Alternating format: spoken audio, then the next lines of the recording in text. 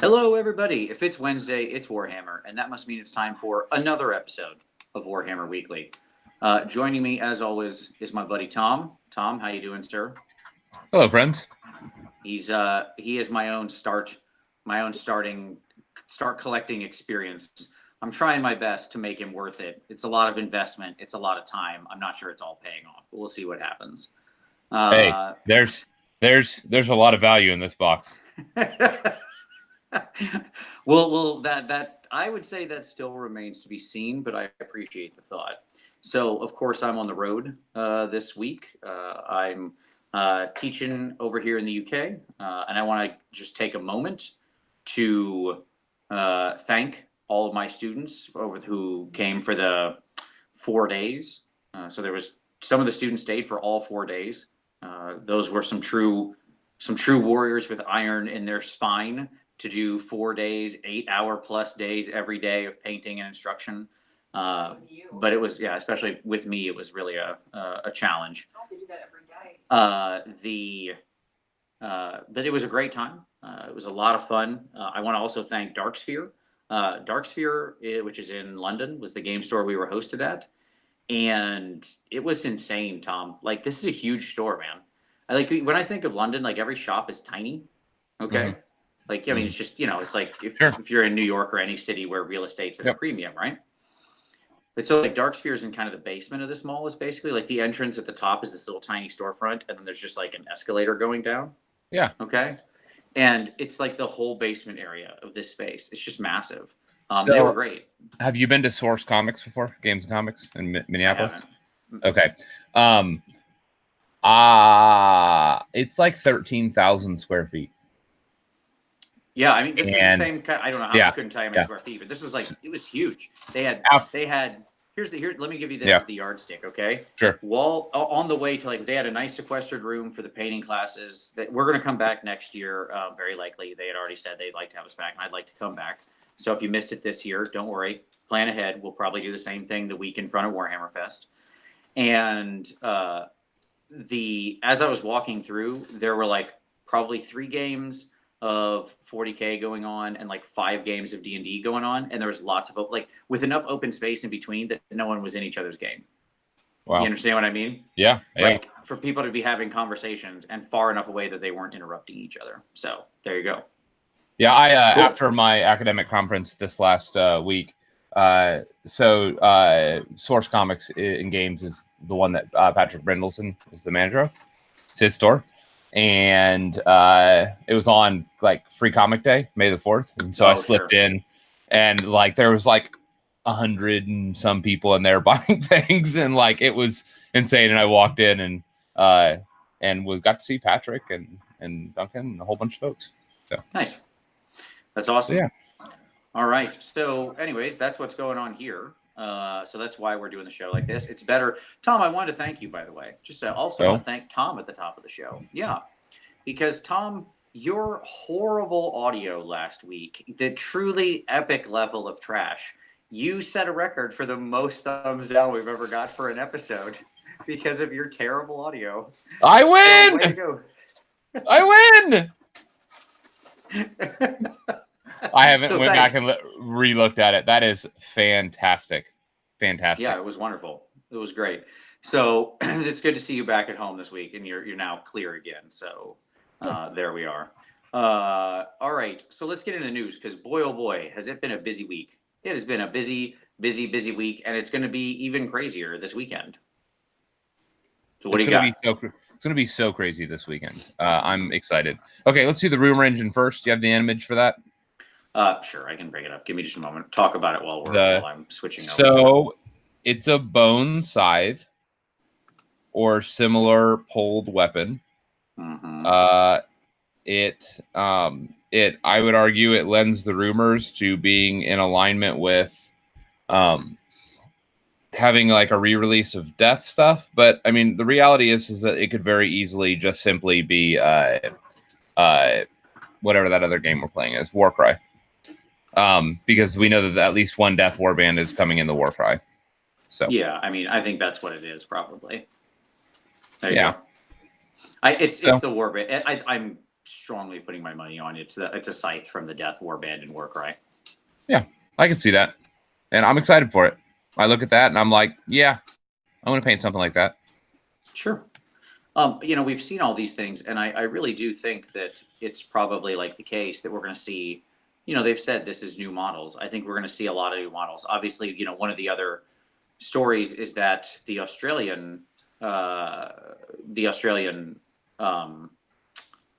like reveal show happened or whatever you want to say. Like this is a month of reveals. May is very rich with reveals, right? And they showed the like beastie one up close. Right. Right. And so that was cool. Like it was what we already saw. Yep. I want a Manicore dog. Sure, that dog was the cool thing. As I said before, the figures in that warband really just don't do it for me. Like they've got the muscularity, but I don't know, it's just a little overdone. I'm more of a swimmer body kind of guy than I am for the overblown. So I think that, but the animals are all cool. The doggos are good doggos, clearly. Yeah, I'd agree with that. I'm a fan of the doggos. We got a better picture of the terrain. Do you have that photo as well or not? I have no photo of that one. I do not. No worries. Yeah, so the terrain leaked, which was exciting. It's the same thing we saw before, but clearer. There you go. Yeah, and like with just better pictures and all that. So I'm excited. That was on the actual community page, right? Yeah. Yep, that was part of the update. Like, and in that same update for the Australian stuff, we saw some also some very interesting stuff, or heard about at least. It's basically a new kind of allies is the best way to kind of describe it. Is that how you would say it? Let's call it what they called it. Okay. Yeah. Yep. Because I don't know that anything has started the firestorm online that this did, right? Like this has been the topic du jour for the past 3 days, 4 days online. I mean, I guess. Sure. A lot of hay has been made of this one. Yeah. By the way, hold on just a minute. Sure. I'm gonna share my screen just so that we can show our viewers the actual thing that we're talking about. So here is the terrain that we've been talking about. I'm locked on you now, Tom. We're locked in. So here is the new temple. It's nice flat spaces. It looks like Star Drake will definitely not fit in the middle of that. No, I don't know. It probably will. The wings are going to be a problem. It is. I wish they would have had this, like not too long ago when I did my my witch elves, because it's very similar. Yeah. It would have made life easier. And then also they have the round one. Okay. Yep. And all of the hold on, pause, go back to the round one. I guess either one. This is fine. You can go to any of them. It'll bring home my point. Yep. We're to understand that the components of this are modular. So that is to say the pillars that are around the Sigmar statue and the like braziers, right? Yeah. Are not, they don't need to be the standalone braziers don't need to be there. So you can actually use them alone, or you can you can put them together in different combinations. They said one of the quotes that they gave in the actual reveal article of this, Tom. Yeah. Was it's modular like the Sector Imperius, right? Yes, exactly. They said if you're thinking Sector Mechanicus and Sector Imperialis, you're thinking correctly, which is awesome to hear because that was such well designed terrain in the way it was together. But these are not like buildings. And so like I'm really mixed on like unless every table is going to be a temple format. Like I'm really mixed on the usability of it in the large scale. So like I could see buying like some for a table maybe. Does that make sense? But like I'm like to maybe build a composite temple or something. And so like I like it, don't get me wrong, and I'm excited. I just want to see when they say modular, how modular and what pieces beyond what we've seen. And so basically they show an example of construction here. The key is that circle thing you just showed, Tom. Yes. It's the back half of the back of this. Yeah, I see that. I do. Like the circle isn't a circle. It's actually two distinct halves, right? Yes. So you can put it together. This is effectively a combination of two of the elements we've previously seen, right? We took a plus B and made C here, right? Yep. And so you can see the line. I don't know if you can see my cursor, but like right here. So like there's the temple division right there. Yeah, exactly. So, yep. So yeah, I mean, like again, but like, and this makes a nice, neat piece of terrain. But I just like I want to see what else there is in the line. That's that's where I'm at. It's a good start. No, absolutely, absolutely, yes, yeah. Like I based all of my Stormcast with like shattered Dominion bases, and so this will be really easy to just like paint and slap down, and like and have everything be uniform. So I'll also say I prefer them making this kind of terrain. Let's call it pseudo-urban or construct-based terrain, construction terrain. Sure. You understand what I mean, right? Like things that are constructed as opposed to nature, because it's pretty easy to just make nature terrain, right? Like you can make if you need to make a pool, or if you need to make a hill, or if you need to make like some busted out ruins. Yes. None of that's too hard. Like that's just, you can do that. Right? Yeah. So absolutely. Yeah. I'm not worried about having models on the stairs. Like whatever. Terrain is terrain. It's always going to have, yes, this is a war game and we use physical terrain. And sometimes it's going to get kludgy. And sometimes it's going to get slippy dippy and models are going to get wibbly wobbly. And we can all move on with our freaking lives, because it's better to use terrain and have to deal with that once in a while than to have little paper cutouts that say ruins or field or whatever, because that is dumb and that is not why we play this game. So yeah, once in a while it'll be a little annoying to have a model on the stairs. Oh no, life will go on. Who cares? Indeed, it's not the end of the world. We got an allusion to what's coming next, with probably some narrative encounter between the Celestin Prime and Lady Olander, as Nagash seeks to free an ally, whoever that ally might be. So yes, and very quickly, just to make sure. But yes, we need to go back. We need to go back to the thing we alluded to, the fire sword. We'll go to We'll go back to Mercenaries in a second. That's fine. Yeah. We like teed up the most controversial issue, and then you just immediately jump back to terrain pictures, which is hilarious. But anyways, on the hidden ally of Nagash, who is in Storm Vaults. If you're an odds placing person, okay, like if we would do this like racing odds, right? 10-1, 50-1, 4-1, 1,000-1, right? Let's just go ahead and put this down right now because I keep seeing it pop up. It's not Cetra. Put those odds at 100,000-1. Okay. Yeah, it is absolutely not Cetra. Because I know they're not allies. I know everybody wants that to be the case. Right. That is, they are allies. Is the antonym of how you would describe their relationship when they are mortal enemies. Like literally, they are mortal enemies. They have killed this would each be other. like this would be like Tzeentch, an ally of Nurgle. Yeah, they are exactly.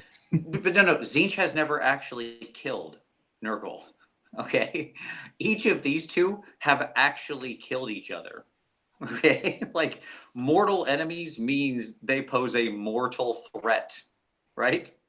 They have literally killed each other. Literally, not hyperbole. Each of them has killed the other one. So perhaps I wouldn't count that as an ally. They didn't get to be friends. We can put that down. Yeah. Right? Yeah, I would agree. I mean, I would say that like most likely, I think on the numbers, like if you're a betting person, it is going to be a new character. Yeah. As you said, Vince, like there's been 8,000 years of undiscovered history or whatever, 7,000 years. I mean, it could have been somebody during then. Alternatively, it could be Krell, like it could be one of his Mortarks, like because Krell is a Mortark basically, but then just disappeared in the end times. And it could be like a Von Karstein. All of those are possible. So, but I would put money on it being a new character. I'll be pleasantly surprised, though. Yeah, I agree. It's something like that. Oh, hello, I'm back. I've been here though. Have I been here the whole time? I never dropped, right? It's decided to add a different me in. You never left. Neat. In many ways, I never left. All right, neat. At any rate, I mean, it's gonna be something like that. All right, so now let's talk mercenaries, shall we? By the way, my hotel internet, I'm on my phone, but my hotel internet on the main computer is still a little sketchy. So if it drops or something, that's what's happening, and I apologize. Tell me or make a wave or somebody say something if you can't hear me clearly. Sure. Okay. I'm sure it'll be fine. All right. So mercenaries, this is the thing that set the internet ablaze, right? Because the example they give in there is a chaos army hiring some. I think they gave the example of Hearthguard berserkers, right? Yeah. Which, like, Okay. I think that's legit. Like, narratively, that makes sense because they work for Urgold. Period. Sure.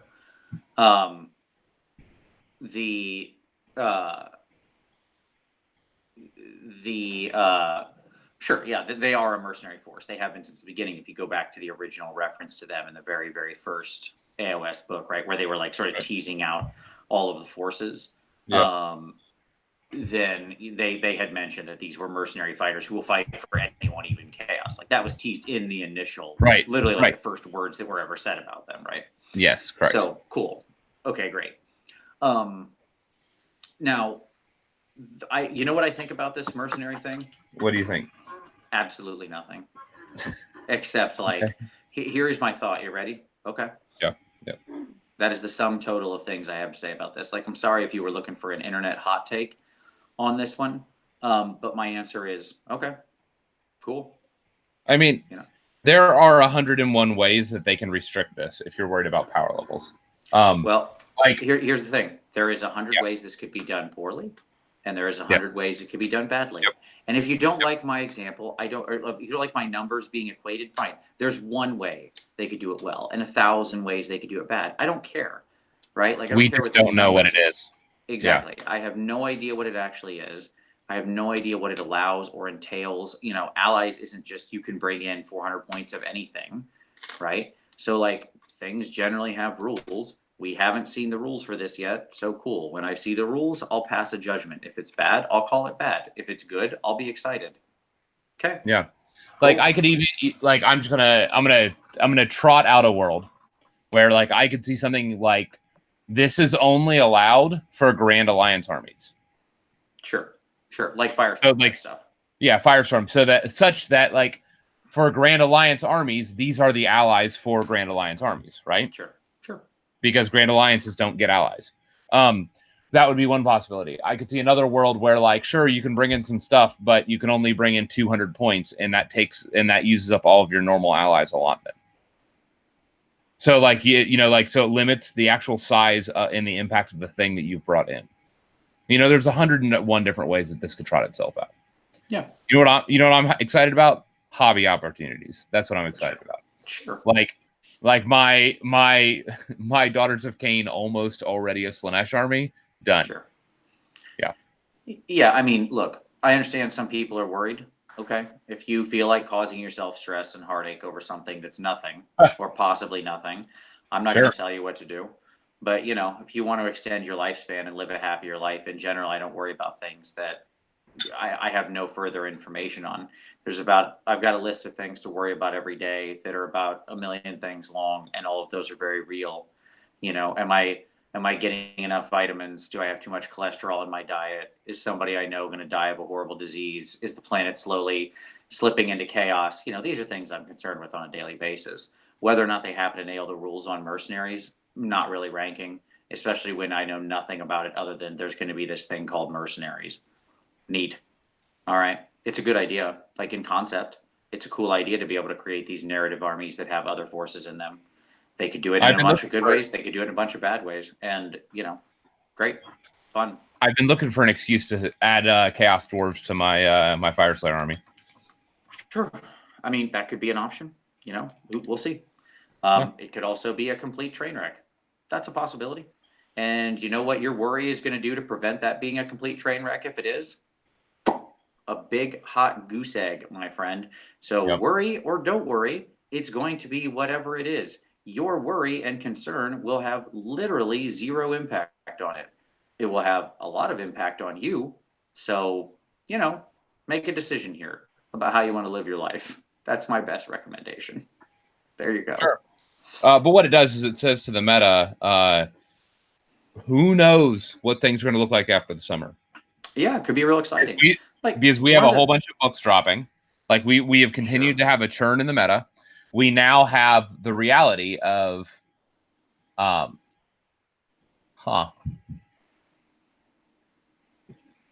You're thinking and not feeling this. Yeah, this is sorry. What we call dead air in the biz, Tom. Sorry. I just got some ideas of some fun allies like hobby armies where you could cross faction and bring in other races. Anyways, what was I talking about?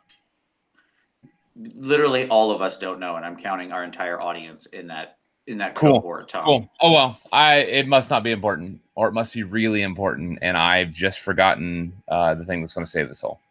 No, that's fine. Look, the reality is it could be as much as like a simple list with designated units, and these things are available for hire, right? Like these are the things that are available because these are units that will generally sell themselves to the highest bidder, and it could be like some KO and some these and X and Y and Z, and it could really be like a list of 10 units, right? It could be something much broader. It could be something more restrictive. It could be it could be you can buy anything, but it costs double or treble points or some kind of ridiculous nonsense like that, right? Like there's just an endless list of ways it could be played out. Let's find out. Oh, there it is.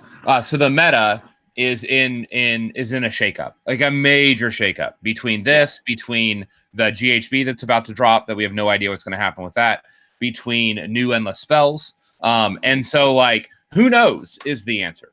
Sure. If you want to know, you should be at a point of just paralysis in this because it doesn't there's nothing you can do. You have no control over this. And so I'll say this event, mid to late summer after all this stuff drops is going to be like the wild, wild west because nobody's going to know how anything functions. Yeah, I wouldn't recommend paralysis. I think that's the wrong thing, but I understand your point, Tom, is that we are up for a big ride between Forbidden Power, between the GHB, between an upcoming Sylvaneth Tome, which is our next news item. I'm saying anybody that is buying things or trying to build armies, I understand it's probably smarter to wait unless there's really an army that you like the aesthetic of and that you want to paint. Yeah, but in the midst of that, we're going to talk about building newer. Or just play armies you want to play and start armies you want to start. Because guess what? If they don't change now, they're going to change 6 months from now, or a year from now, or a year and a half from now, or 2 years from now, or 2.5 years from now, or 3 years from now. Should I keep going? This isn't a stable thing, right? You're not building the pyramids here when you make an army, okay? Right? You're building something that is by its nature dynamic, more dynamic now than ever. So you better make sure that the army has a general style of play that you like, models that you want to paint, and is something that fulfills you. Because if it does, you won't care about those general rules changes. Sometimes things go up, sometimes things go down. People who really love their armies, who picked things that satisfy everything I just said, you know what? They have fun all the time, regardless of how the meta changes, because they either find different lists in their army that works, or they change it up, or they just don't care. And they keep playing what they love because they love putting that stuff on the table. So there you go. If you want to meta chase, enjoy the treadmill. That's all I'll say. Sure. Okay. So you want to talk about some trees, homie? Sure. Some trees I got are for real. I'm on it. So we warned everybody after ACON this is coming, and it is also here. By the way, I'm going to lock on to Tom here, but I just want to say 2+ stuff it said, or be like me and Doom and Darkness would be on a constant rotation. Yeah, but I wouldn't call either of you meta chasers. You just have OCD with the hobby. You're not, Doom switching to Gutbusters. I wouldn't have called that a power play. You know what I mean? You both just switch armies because you like switching armies, which that's fine. You do you, is my point. So, okay. Sylvaneth, man. Yeah, battle tomes, cards. So some people had said, you see that tree in the background, Tom? Yes. Some people had said that was the tree. Also, I love that they get the worst dice in the universe. I mean, maybe the Nurgle dice were worse, but you see those dice? What are those? I don't know. There's not even numbers. There's not even numbers. We have just reached a new level of insanity with these dice. At any rate. Well, you know what you're assuming? That those are actually numerical. I'm not. I'm just saying that could be part of that could be part of the new mechanic of the game of the army. That's their endless spell, actually. You just roll the dice, and that's where they scatter. And you see what happens. That's your 3 endless spells. See, the worm, the tree, the dice. The tree. A lot of people were saying, "Oh, good, that tree kills Sylvaneth Wildwoods. That's the new, tree that replaces Sylvaneth Wildwoods." Okay. I mean, And maybe, but and probably my not. answer was, well, that tree is on a base. Yeah. Right. Like you can see Yep. the base there, so that tree is an endless spell, or something like that, right? Maybe, unless the actual terrain, this terrain comes with a base. Who knows? I mean, none of the other ones have. Nope, they that haven't. I can think of. Nope. Nope. Nope. Nope. So my answer is that's an endless spell, and look, It's a really big maybe- endless spell. Sure, and maybe that's because it is the new tree. It is your new trees. Maybe the trees go in the bin, and instead you get to like start with the endless spell on the table or something, or whatever, or you summon the endless spell, and that's how you get your woods, and you can do things around that tree. Who knows? It's clearly You're saying maybe they don't tree. get terrain. Yeah, I'm saying maybe they don't have like a dedicated woods. Maybe it could be the tree. I'm just throwing out other ideas. I don't know that any of this is right, or any of this is wrong. Sure. I'm just saying like it could be, they could have some, they like making different takes on this stuff, right? They're not one for resting on their laurels and just punching out the exact same thing over and over again. So I'm sure somebody was trying to do something weird, but doesn't look like, at least not in here, there's no new models that you can see. Right? I like it. Other than the endless spells. I like the new models. Yeah, no, they're cool. The tree and the worm are cool. They're really cool models. They had spoiled the worm a little earlier in the week, and I think he looks sweet. Excited to see what the heck they're on about. So sure. Totally. I'll tell you what I'm most excited for with this, Tom. I hope they do bin the forests. Okay. Yep. Like if we can just get rid of those forests, I'm excited because I might play my Sylvaneth army again sometime. Yeah. Right. Sure. That's mainly my goal here. Jack Ballard said, I sound like I got hit with a tranquilizer dart. I'm not trying to be toned down. I'm in a hotel, and there are other rooms around me with human beings who I shouldn't shout. So normally when I'm in my house, I can yell very loudly and be expressive. That's all. So sorry, everyone. I have to be a little more tame. Otherwise, he'll be that loud American next door. Exactly. Yeah, I've got to do my best to uphold to defend our country here, our country's honor. But anyway, yeah. Let's hope trees go away. So that'll be fun. I'm all for it. Yeah, I mean, I anticipate that we'll have some movement shenanigans, but we're probably gonna get a lot more board edge stuff, and maybe even some terrain related stuff. Well, you say that, but the other thing that leaked this week was the updated war scrolls that are coming out of Loon Curse. Yeah. Right. Yep. And or leaked is the wrong word. Came out this week, I guess, the right word. Yeah. And which Loon Curse is already sold out online. That's surprising. I'm sure maybe that's a temporary thing in some places. I'm sure that's a temporary thing, but who knows? We'll see. It'll be a limited run set, just like the Skaven Carrion Empire. The Carrion Empire box, but that would be really fast. Like, oh my God, there are some people excited about trees and squigs. I guess that is an underserved cohort. If they really sold through the entire supply. Well, what I would say is this: it's 2 new books, obviously. One is all new models, right? The squigs are all new models. In a theme. Yes. In a theme. You mean new as of the Gits release, not new as of this release. Right. So it's not like old models. Does that make sense? Where there's like one new thing. No, like it's the entire box is the new line of models. And it's the themed models that you would want lots of anyways, right? And then the other thing is a bunch of Sylvaneth that are going to sell well anyways because of the current, the book that's dropping. Yeah. So it makes sense. There was apparently more demand for this than they had anticipated, which is interesting. Like, who knew? Who knew that the goblins and the squiggies and the trees were this popular? But they are. So that's cool. Anyways, we got the drop scrolls for those. I mean, the nice part is there's nothing other than the goblin on Cave Squig and the other guy, who will certainly get an independent release sometime soon, hopefully, right? There's nothing in there you can't go get separately. But even the Cave Squig guy, you can just go get him from Forge World. Like, you can use that one. If you Sure, want yeah, he has an alternate model. The new one's way better, though. Let's be honest.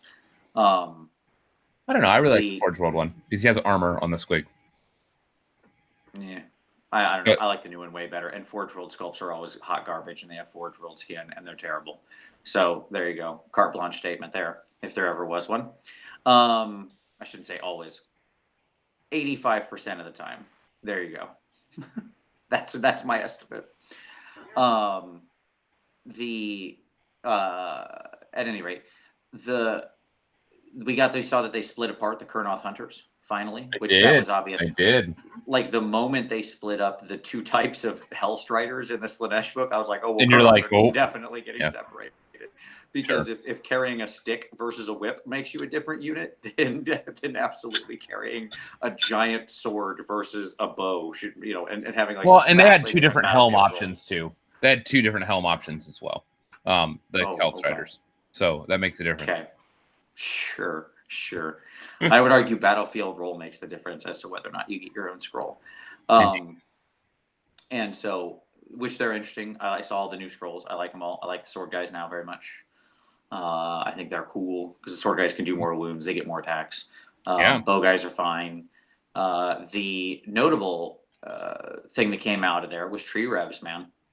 Tree revs way pipes now no longer are just board edges. They're just like wherever you need to be. Yes. Yeah, they got the standard 9-inch away teleport. Those dudes, like I've loved tree revs forever. Go back to like our initial Sylvaneth show, right? And I said tree revs are one of the best things in this army, and I've stood behind that forever. They are your objective grabbers. You're just behind the line pressure. They're always good between their teleportiness and that reroll die thing. They've always been good, and now they can still do the reroll die thing. I got a little more formalized, but they can still do it. But now they can like for their charges on those 9-inch charges, like it's and that moves you up numbers wise pretty significantly. The rerolling one dice. Yep. Realistically, like it vastly alters your chances, right? Unless both of your dice are a 2 or a 1, in which case you're still host. But like that's what you have to roll to have 0 chance of getting it, right? Yep. But like those guys look great. So I mean, good stuff all around, and it tells me that Sylvaneth are gonna. I think we should expect Sylvaneth to be kind of like Fire Slayers, but maybe not quite as severe. Like that is to say, like they'll be very different in feel than where they were. Like Fire Slayers felt like a very different army, way different, right? Mainly because of its shift from one wound horde dudes to 2 wound dudes. I don't think it'll be that big of a change. I think it'll largely be the same army. I think you'll feel a lot of difference now you play it. It was a very fiddly finesse army before, where like everything had to be exactly perfect in its movement. I think that'll be less the case now, beyond the fact that some of the stuff will still have Holy within, and that has its own challenges to it. But I think that it'll be much more of a modern feeling, smooth playing army, right? You had not only all these like restrictions of units being different distances away from each other in the old tome, but also then you had all the woods elements as well, and like everything had to be here and this, and like it ended up really, really stressful, frankly, to play Sylvaneth. Like, it just wasn't a fun experience. So yeah, for anybody involved. Pretty much, that's what I'm saying. Yes, that is what I'm saying. Okay, so that's Sylvaneth. I mean, obviously, we've already booked. Don't worry, everybody. We've already booked Tyler in for the Sylvaneth review show whenever that happens, and so we'll be good there. Another record-setting show. Well, it won't be record-setting because we're going to set the record next week, but that's all right. We're going to set a record which will not easily be broken. Doing exactly where it should be set. Most importantly, in the Slanesh show, we got a lot to cover. So much. I mean, we don't, but whatever. Daemonettes. You shut your face. You shut your face. All right. What do we got next? I don't know. Let me look at the news. Our AoS RPG info at Warhammer Fest. Yeah. Coming soon. So obviously they have this weekend. We should see some more information on that at Warhammer Fest. They have a Are we supposed to do a show this weekend? It's possible. We'll see what they reveal. I mean, as usual at these big fests, oftentimes we'll do a post reveal show. We did one last year. If you remember, I set up in like like in a booth somewhere and we did it. I may be doing it from soccer fields this Saturday. I don't know. You'd be doing it like it would be very early for you. I'm trying to remember what time. I need to look at the schedule again. Oh, we did it like 7 in the morning last time, didn't we? Yeah, it was real early for you. And it'll be real early here again. Don't worry, I'll bother you before you got to go to soccer. Don't worry. Awesome. We'll wake you up at like 6, 7 in the morning on a Saturday. It's fine. No, I'll just hear my WhatsApp go bing, bing, bing, bing, bing, bing, bing, bing. Mm-hmm. And I'm like, okay, that's fine. Pretty much. Yeah, that's right. That tells you it's time. That is to say, unless it's all, sorry, I dropped it on the floor. That is to say, unless it's all nothing. It's all sound and fury signifying nothing. I cannot believe that. I think that our major Warhammer Fest reveal, or our Warcry reveal, is going to happen this weekend. Like, I think this is going to be a big. We could get a bunch of Warcry. We could get a bunch of Forbidden Power. You know what I mean? Like, this could be. Not to mention that. I mean, the only thing that would make me doubt it is if they choose to do more 40K here and save it for the UK Games Expo, right? Because they haven't given 40K a whole lot of stuff recently, and 40K is clearly going to have some big releases coming soon. I think 40K will probably get the Sisters release. Sure. I don't know where they'll promote which at, but that's the, the thing that's if there's anything that's going to put pressure on not doing both for like Forbidden Power and Warcry and whatever, it'll be because they want to do a big 40K day, right? And lean more on that. Understand what we're talking about here is like what ends up, generally they do these, they feel like kind of 60-40 or 70-30, right? Or it's not even that, it's when I'm weighing it on meatiness, not count. Does that make sense? Yeah. Because they know people only have so much bandwidth. So if they explode with the internet with just too much stuff all at once, then there you go. All right. So we'll see, but time will tell. This Saturday. Fairly. I think it's. I got to look at the exact schedule, but I think it's around 11 or noon or something. UK time, so 6 a.m. something like that. Your time, Eastern. All right. We had the new video, the new video for Contrast. Another thing to be revealed. That's their big thing. They're going to reveal. I don't know that they have built something up so much in a long time. Like I hope this works out for them. I hope this doesn't fall on its face. I am not really excited about it just because I don't know what it is. And it's not something that like I'm happy with my painting techniques and approaches. And so I don't know what they could add to change this situation. We'll see. I mean, we'll see what it is. As I said to Vince, I wonder if it's going to be like a new podcast. It's not a podcast. Like a painting like show podcast thing. It's definitely not that. Just saying, it's not. I mean, I hope you're right, but it is a new. Like at this point, I feel pretty confident to say it is some kind of new paint range with some kind of different purpose. Okay, now how well it's going to actually do that purpose or excel at that thing, I am keen to see. Okay, time will tell. But like, I don't know what else it'll be. We'll see. Again, contrast. We'll see. Maybe it's a big color shift line. God, Jesus, that was all like. So this was a hot topic of conversation actually this weekend at sort of the classes, right? Okay. Like, what is this going to be? Like we were talking about this a lot amongst all of us. And I mean, everything was guessed, right? Like we walked through everything. Like what could it be? Is it the airbrush thing? Is it dips? Is it a type of paint that's like very different in how it flows and settles? So it does tint the highs, doesn't coffee stain and, sinks into the recesses smoothly and cleanly, unlike washes, right? So it's meant to go over like a white primer or something like that. Or is that a thought and have a greater effect? Is it, on and on and on and on, right? All these different things. Is it like an oil wash? Is it like this? Is it like that? Like all these different things were discussed. And like, okay, I don't know. You know what I mean? Like at this point, it was their Conan video was funny. The Matrix video was funny. They have clearly put a lot of money into this. Like those videos probably aren't cheap to make, right? They have like sets and stuff. Like that stuff all costs money. So they're in on this, whatever this is. Whatever this is, they see this as like what that tells me is whatever this is. So like when you're when you're thinking about a marketing budget, right? Like this is a thing I do in my normal life. You look at the size of the release generally to gauge what you set your marketing at, right? You're like, how important of this is this in the marketplace? How much of a lever is this? What kind of edge does this give over our competition? All these kinds of things are what you think about, right? And you kind of figure out, you kind of set the nature of the release. How big is it? How important is it? How much do we need to publicize it? And then you set your marketing budget for that release accordingly based on like what you believe its market impact to be. The larger the market impact you believe it to have, the larger you set the accorded marketing budget, right? So that more people can know. Because you can't just make a great product and have everybody psychically be aware of it, right? So whatever this is, they think it's going to be this is a world mover, right? Like that, because they've put money into this, and I can't think of anything else they've done recently that they put this kind of money into. So other than the flagship, edition changes, right? Maybe this is like the new edition of Paint. Because I mean I don't mean that flippantly. I mean, like, each year at this time we've had a new edition. 2 years ago it was new edition 40K. Last year was new edition AoS, and now it's like new edition Citadel Paint. Maybe it's just new edition the band.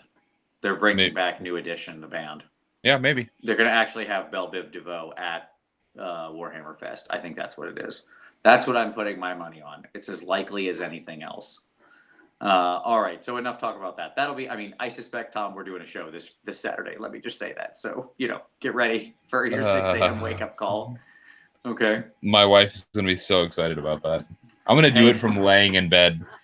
And she'll be like, stop it! Like, hitting me. Yeah, that'd be about par for your course, Tom. It wouldn't surprise me. Nice professionalism there. We've talked about Mercenaries, talked about the Warband thing. We've talked about the contrast. Gen Con event preview is up. Vince? Yes.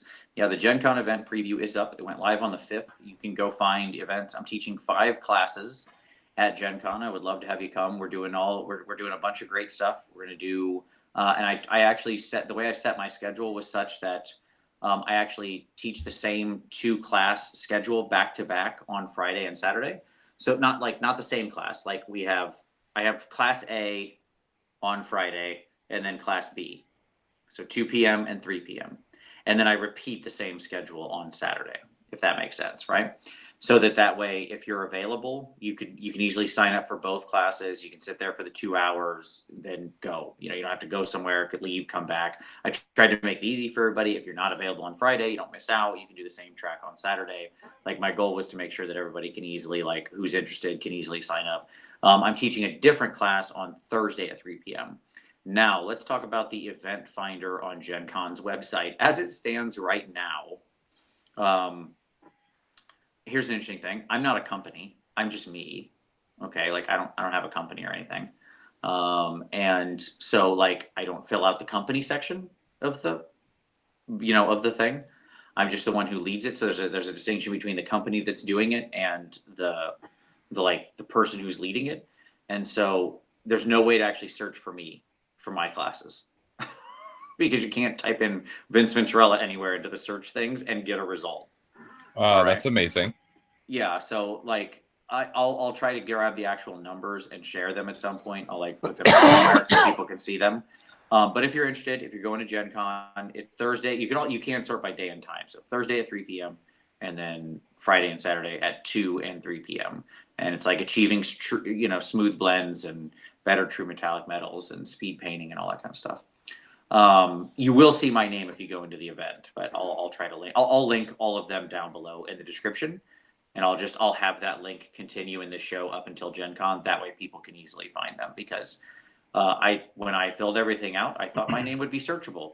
Then the event thing popped up and I was incorrect. So I guess we live and learn. So next time I'll just fill out to be the company is me. That way you'll be like Vince Venturella's True Blends. No, because I don't need a name like that. I have no problem with people who are professional painters who are running studios where they commission paint or do other things having names like that. But I'm just me. I'm not a company. I'm just Vince Venturella. It's just going to be Vince Venturella because that's who I am. I am what I am, and I am's no more. So there we go. All right. So like I said, I'll link them down in the description for anyone interested. All right, that's our news. Boy, that's a lot of news today. Mm-hmm. It was a newsy day. All right, so let's talk about some pick of the week, Tom. What do you want to share with everybody? Well, I kind of spoiled mine already, but I'm going to do it again. Actually, I'm going to do two, and we've talked about both of them already, but I'm going to put a pin on them. That's right. The first is, if you've not watched the Contrast advertisement that they just did, GW did, you need to go do that. It is really funny. Like, it's solid. Yeah, it is good Conan humor. For those of us that were huge fans of the movie. So go check it out. It's really funny. And the other one is, I want to just spruik a store. Like I said, I was in Source Comics this last week. If you're in the Minneapolis area, like, it's worth your time to go. It is not like other game stores. That's what I'm going to say. It's insane. Like, I walked around and I was like, oh, there's a Dreadfort. Oh, there's the Battlefield in the Box Elf Tower. Like, a bunch of things that are just out of print. Like, just stacks of all of the dice. Like, all of the dice that they've ever released were there for, like, armies and stuff like that. Like, it was just, it was amazing. And then they had, like, tons of comics, and they had, like, a space in the back for artists.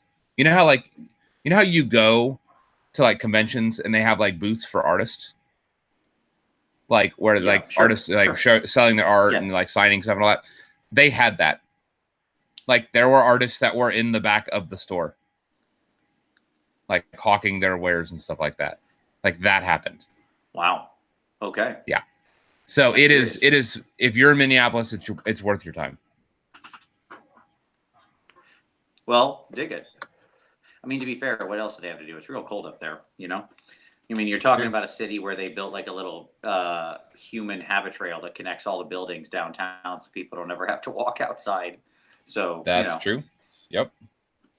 People like being indoors up there because the winters are long, and that's south of the wall. But that's like Last Hearth or whatever up there. Okay. Sure. They're probably a few days away from just being, all in the Army of the Dead. All right.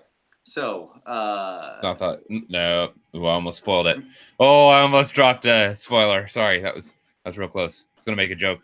I'm glad you shut your face. Okay, so all right. So my pick of the week is with somebody who I know is in the comments, and that is for our buddy 2+ Tough, and this is a slam dunk pick for me, and he is doing a whole lore series on Slaanesh, the god, the hosts, everything. And if you're into the god like I am, if you think Slaanesh is the best chaos god because you're if you're into the god, also like I am, then you should get over there and check that out. I will link I will link basically the latest video, but there's a whole series in it. You should be able to find him real easy. He's got playlists and everything. His channel is very well organized, so go check that out. Dude is an absolute hobby hero, and he breaks down all the lore so you don't have to read, because reading is real hard and takes a long time. But 2+ Tough makes it easy for you. So why would you read when you can just listen to his dulcet tones break down all the important Slaanesh news you need? There you go. All right. So then let's move on to some hobby time. Tom, what are you working on, buddy? Stormcast. More Stormcast. By the way, for those who asked, this is what I'm like, because this is going to go up in a second, and people are going to be like, I don't know if I even have it on screen. Whatever. There you go. That I'm drinking something that's not Diet Dr. Pepper. Oh, look at that! Look at that, people. It's historic. That's because, it's historic. The reason is because I'm in the UK, and finding Diet Dr. Pepper over here is like finding a unicorn or a leprechaun. Like, it's just, it exists. It's called like Dr. Pepper Zero or whatever, but it's very, you have to go to like a full-on grocery store, and I don't have any near me, and even some full-on grocery stores don't have it. So here we are. This is what we're reduced to. I'm not happy about it. It's the worst part about traveling over here, but it is what it is. So that is amazing. You're gonna have people start to bring that to your classes, like your painting classes.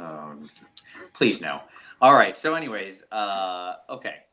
So anyways, back to that. What are you working on, Tom? You said more Stormcast? Yeah. I just I really want to get through my my son's stuff, and like I'm not not trying to shortchange it, but basically what I'll probably end up doing is base coating everything and then washing everything and then not doing any highlights. Because this isn't competition pieces, but it gives everything a nice color, nice contrast, and I don't need to paint it professionally. I'm not competing with this stuff. So I'm going to cut out some steps and it'll be fine. And if I ever want to take it to an event, I can just re-highlight everything. Okay. That's cool. So, yeah.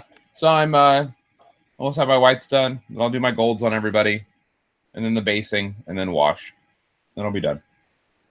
Nice. Nice. Yeah. For myself, you would think, because I'm on the road, that unfortunately I'm not hobbying. You would think that, but you would be wrong. And in fact, as I mentioned, on the last 2 days of my what do you want to say? My class, the second class, which was a large figure class. It was I was painting up my Golden Demon entry for AoS large figure. He's not totally done yet, but here we go. We'll lock on me. Ooh, there he is. Obviously, this light is not great, but we're working on a little Warhammer giant here. Well, we got a little more work to do, but I've got my paint set up here in the hotel. A gargant. Yeah, we're going for the giant. He's classic, right? He is the classic of AoS monsters. So I thought, why not? I can always use another giant in my collection. It's fun. So yeah, I've just been working on him. He's coming along real nicely. I'll have him finished up by this weekend, no problem. So there we go. Also, as some people have mentioned in the comments, Tom, breaking news.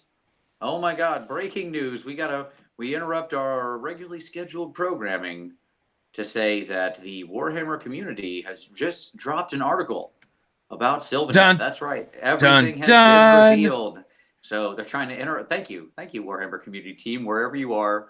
I very much appreciate you helping out our show. So right now there is the late bloom for Sylvaneth, and we see the battle tome. Obviously, I'm just taking this in right now. There will be a bit of a delay. This is like a reaction video. Mm-hmm. They say there'll be a bit of a delay before you can get your green fingers on the goods, meaning Sylvaneth players will have to wait a little while longer for their battle tome. We'll get it all out to you guys as soon as we are able, and we'll keep you updated right here with news. In the meantime, here's a better look at what's coming. Obviously, this was prompted by the leak that happened. So they revealed the battle tome, the war scroll cards, the dice, which I think you're right, are like meant to mark spells or something that aren't numbers, whatever. And then that's clearly the new Wildwood. You see it over there, the picture next to the grove spells. Yeah, like the 3-part grove. Yeah. So that when they place that, that's so funny. So they're probably gonna do still like you have to end within X number of inches of like. So like if you set up 2 of them, right? Like, yeah. Oh my gosh, it's gonna be so terrible because setting that up. Like, can you imagine setting that up? It is. But oh, it's gonna be fantastic. I am excited to see where this goes. Because does that mean you have to buy like 80 of those sets and then repaint all those if you're a Sylvaneth player? I don't know, man. Time will tell. I'm curious as to how big they are too. Like, how big is that actually? Do we actually have room underneath the trees to put a L'Oreal to fit models and stuff? Yeah. Well, jeez. Clearly, you can spread it apart. So, like, the question is going to be, well, how close do they have to be to each other and all that kind of stuff, right? So, like, oh, it's fantastic. Okay. Yeah, I do like the little flying tree though. That's weird and huge. Mm-hmm. Yeah, the endless. So, what is clearly an endless spell, right? The walking tree. Yes. Yep. I hate the back one. The one we hadn't seen. That thing's horrible, and I never want to look at it again. The bug one. There we go. Yes. That one. That one can burn in the fires of all that is terrible in the world. But the tree and the bug are cool. Triggering your tryptophobia. Excellent. Indeed. They love doing that. I'm gonna tell you what. So yeah. Okay. So we know they're pulling the trigger on getting rid of the horrible Sylvaneth Wildwoods now. So okay. Great. And maybe making everybody buy a bunches of the new set too. Or it may just be one. You may get one that you set down. I suspect that's going to be the case. Yes. Like, as with everything else, my strong guess is that that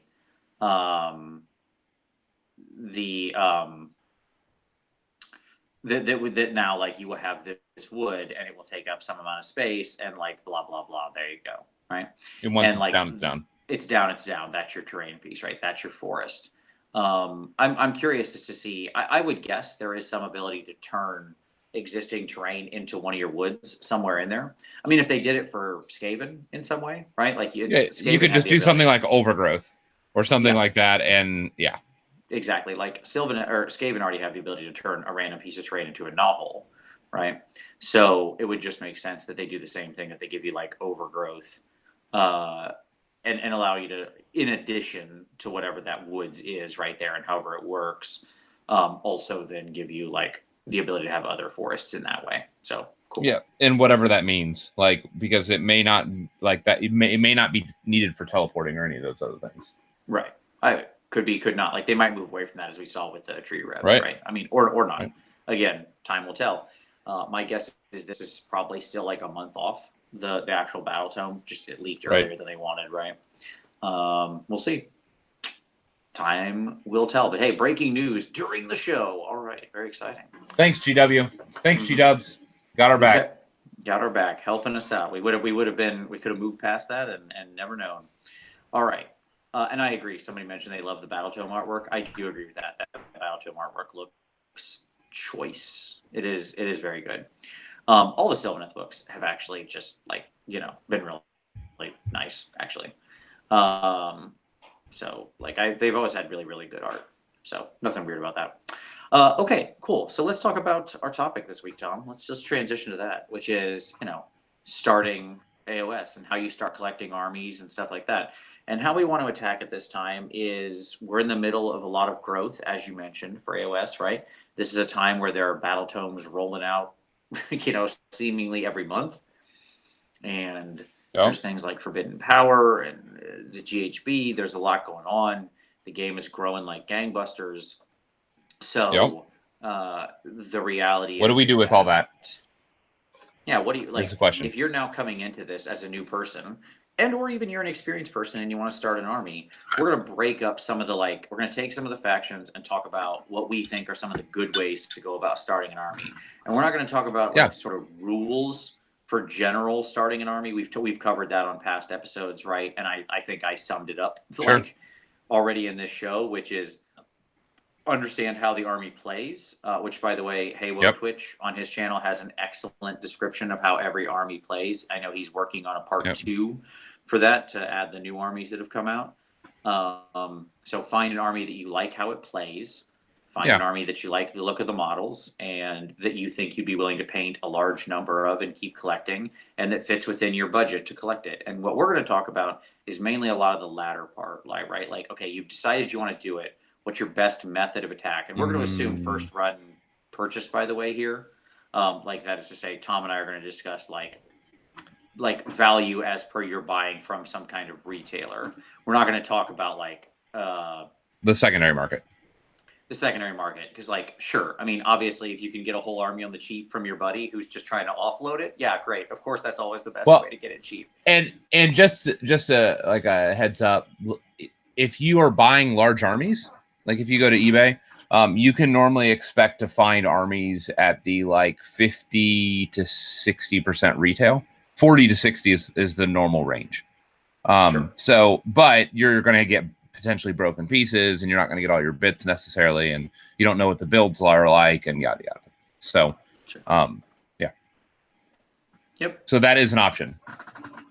Yeah, absolutely. But it's not one we can really talk about, right? Because sometimes online you'll find an amazing deal, sometimes you won't, right? Okay, great. That's whereas retail is this is a theoretically offered product you can go to a store and buy. That's what we can talk about. Absolutely. Okay. Absolutely. So I feel that we're going to kind of move army to army and talk about, do we feel like the various methods to start getting them, i.e. start collecting boxes, are real value? Where's the value lie? What are you wanting to collect? What do you need to start the army? So on and so forth. That's kind of how we'll move through this. Everybody understand the structure? And this is assuming no major changes to factions like Fire Slayers. Because if something gets redesigned, redeveloped, then we are not responsible for that. Or if you're viewing this video in 2 years and things have changed. That's the disclaimer. Sure. Yeah. This is all true as of, May 8th. 2019, right, or whatever today is. Yep. May 5th, May 8th. I don't even know what today Yep. is. It's sometime. It's the 8th. Okay. Yep. So it's been a long 4 days. All right. So let's start with the simplest road in, because they've had big things that support them. I would say the easiest armies, in my opinion, right now, you can disagree with this or not, the easiest armies right now, in my estimation, to start collecting are Stormcast and Nighthaunt. Absolutely. Agree? They are by far the easiest things to collect. Mm-hmm. Like, and even more than Nighthaunt, like Stormcast, yes. Like, you can fall into a Stormcast army. Sure.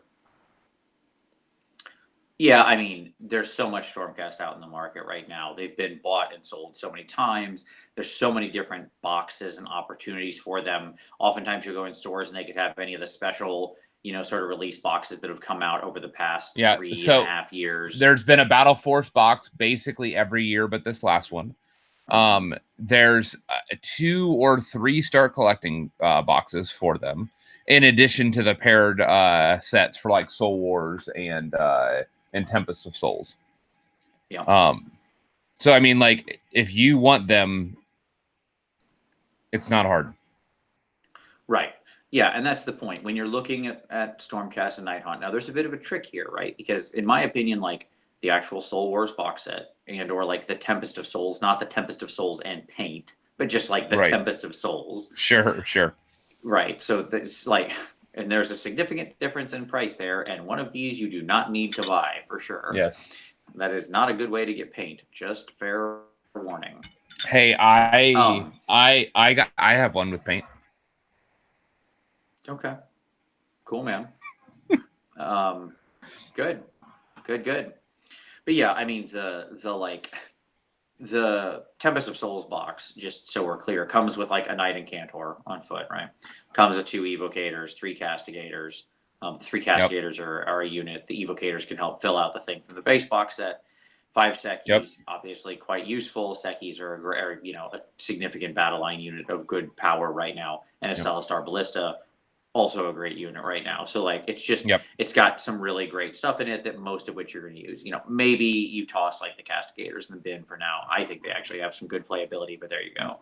Well, on the Nighthaunt side, go ahead. I would say mine are on my shelf, but they're built because I anticipate at some point they will become good.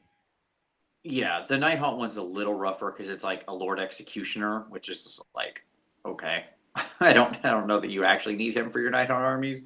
Sure. But it's 4 Grimghast Reapers, which again, all of the Grimghast Reapers that get sold in these boxes are in weird numbers. But obviously Reapers are good. 5 Glaive Stalkers, cool. And then, 10 Chain Rasps, which the reality is Chain Rasps are kind of over expensive when you buy them alone. Right. And like when you look at what you're getting out of this box, it's just like a couple of these can make pretty significant units or get you to where you need to be. I would also point out that like, if you needed to, it wouldn't actually be the hardest thing in the world to make your Glaive Wraith Stalkers into Chain Rasps, or sorry, not into Chain Rasps, into Grimghasts. Like they're not super different minis, so it's not actually the toughest conversion. Just pointing that out. So there you go. We are talking about starting, but there you go. Yep. So you may not be doing big conversions. I think it is worthwhile noting that there's like, of that box that you just listed off, like there is not a lot that you're actually going to field, right? Like, so because if we're talking about usability, so it's not just about getting models on the cheap. It's also about like how usable are those models. And I think you put your finger on something here that there's a limited use in some of the Nighthaunt stuff, not the Stormcast. I mean, you can very realistically use most of that Stormcast stuff. No, and I mean the Stormcast, especially if you pair it up with the base sort of set. Now you're at 2 Ballistas. You've got more than a unit of Sequitors. You've got a big unit of Castigators. You have a full unit of Evocators, right? Because that takes you to the even 5. You have 2 Knight and Cantors, and you got the Lord Arcanum on Grim Charger. So like it's just you really like the Stormcast are really banging on all cylinders when you combine it with the base actual Soul Wars box. Yes. Right? Yeah, absolutely. Yep, and that's what I was saying is that like if you're collecting both, it's not a bad deal. But like you are going to use less of the Night Haunt than you are of the Stormcast, is what I want to put a pin on. And it's true in both cases. And as like it's true with the base Soul Wars thing too. Again, like if you're running a chain rasp heavy army, because you're looking to just like tar pit with chain rasps, then both are a better deal.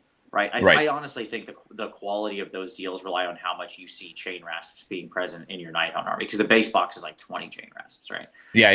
Between it, you could literally fill your battle line of chain rasps, just 3 chatters, right? If you were going for something like that, right? Or one big unit or whatever. So the point is that like you're exactly right. You have to think about this not just in terms of, am I getting a good plastic to dollar ratio, right? Which like most of these most like getting started or discount boxes are between a 30% discount and a 50% discount, right? Like that, those are the numbers normally. Yep. So but the reality is, okay, cool, I'm saving 50% or something, but if it's on models I'm probably never going to put on the table, that's not as good of a deal, right? We're like, going to take stuff like that into account. Yes, like the Seraphon box. Right. Now, the Night Haunt are kind of interesting because, while we're talking Night Haunt, we should mention that, like, they also have this Start Collecting Malignance box that's out there, right? Yeah. Which comes with, like, some Hex Wraiths and comes with, like, some Spirit Hosts and comes with, a big giant, the big giant spooky Mortis Engine thing. Yep. Like, okay, all right. I don't. What I would say is this: you might run Hex Wraiths, but the actual like Coven Throne / Mortis Engine, both like one of those, the Mortis Engine can't even be allied in, right? And the other one, the Coven Throne can, and it's good for its command ability, but like largely that piece isn't actually something you're going to use. And then most people aren't real big on the Spirit Hosts. As an aside, though, a lot of stores may still have this box floating around, which is the Night Haunt Tormented Spirits box. This was like the ally. This is the Allied box, like back in back when they were doing Allies, like 2 years ago, maybe. But a lot of stores still have these. Some distributors probably still have them. So it's called the Night Haunt Tormented Spirits. It's worth sending your people, like if you have an online retailer, an email to see if they have it, because it's a unit of Hex Wraiths, a unit of the Spirit Hosts, and then the Karen Wraith for $55 retail. And so if there's like an additional discount on that, like 20%, suddenly you're like down like $44 for these 3 units, and you could potentially use these 2, and you don't get that other thing lumped in if you're doing Night Haunt. So I have 4 of these on my shelf. Rather than buying Hex Wraiths, that's just what I bought for my Hex Wraiths and just got all the rest of the stuff free because it's in the same price range. So that would be something to look out for if you're wanting to go Night Haunt. Night Haunt Stormcast, as we said with Stormcast, there's a ton of prior boxes. So like all the Stormcast you could want are generally available. So I don't think we need to belabor that point. Let's move on. Let's talk about some of the newer armies. Sure. Let's go backwards in time. Let's start current and actually go backwards. So let's start with Slaanesh. Yes. Right? Yes. Okay. So Slaanesh just had a bunch of releases. It's got a brand new book. Most people just got their stuff last weekend. You want to get into Slaanesh because it's the hottest, newest army on the block, right? So if you can find the Start Collecting Demons of Slaanesh box, which by the way, it's back in stock online. So like it is available again. Yeah. It's just a lot of stores sold out of them and might not have re-gotten it from their distributors yet, is more what I'm saying. But yes, you can't always get it directly from them. So this is like $90 US in the States, right? It's one of the $90 Start Collecting boxes. Obviously, they have a bit of price variance now. They're not all locked like they used to be. Like some of these are more expensive than others, but this one's at the $90 one. This is just a absolute lock, stock, solid box for your money. This is a winner. Okay. You want me to do a screen share of this so people can see what we're talking about? If you want to share anything, feel free. I obviously am not going to. I'll lock on you. Yeah. So let's talk about what's in this thing. So you got 5 Seekers, which are great. Seekers have a lot of potential in the new army. They're extremely fast. They're extremely good. you could also pretty easily, as I did, convert those over to actually be Hellstriders if you wanted to. It's kind of fun to make them into Hellstriders because they ride the same mount, and you can just have Daemonetti looking Hellstriders. But at any rate, even as Seekers, they're really good. It gives you Daemonettes. Daemonettes are your battle line, more or less, period. And you know, you're going to need a bunch of Daemonettes. And the Chariot kit is such a versatile kit, okay? So out of that Chariot kit, you can make the following options. You can make one Bladebringer on Exalted Chariot. In other words, the big character on the big chariot. Yeah. Cool. You can make two Bladebringers on regular Seeker chariots, because that will split into both chariots and you have heralds for both. You can make two Bladebringers on the Hellflare, the lawnmower chariot. Mm-hmm. You can make one of each, right? Obviously. You can make two regular Seeker chariots. You can make two regular Hellflayers, and or any combination of the non-exalted things I have just described, right? Right. Because that one chariot can be two of anything. So it's unbelievably versatile in what that kit can do.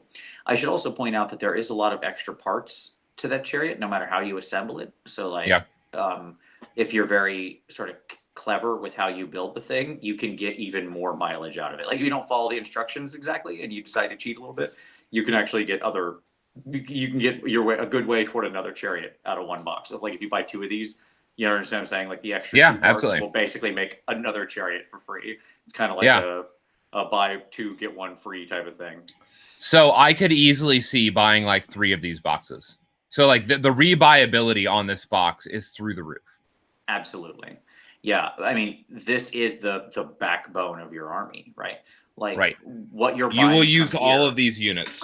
Mm-hmm. Because the other thing about Slaanesh is that you will be summoning. So even if you're doing a mortal heavy, like, this is one of the reasons why like Vince was trying to tempt me over to Slaanesh, and I realized I can't go Slaanesh because then I have to buy basically whatever I build for my mortals and then a bunch of demons to summon. Because it's part of the army is summoning. Sure. And the good news is, even if you go mortal heavy, what you can do is you can buy a bunch of these boxes for your summons. Sure.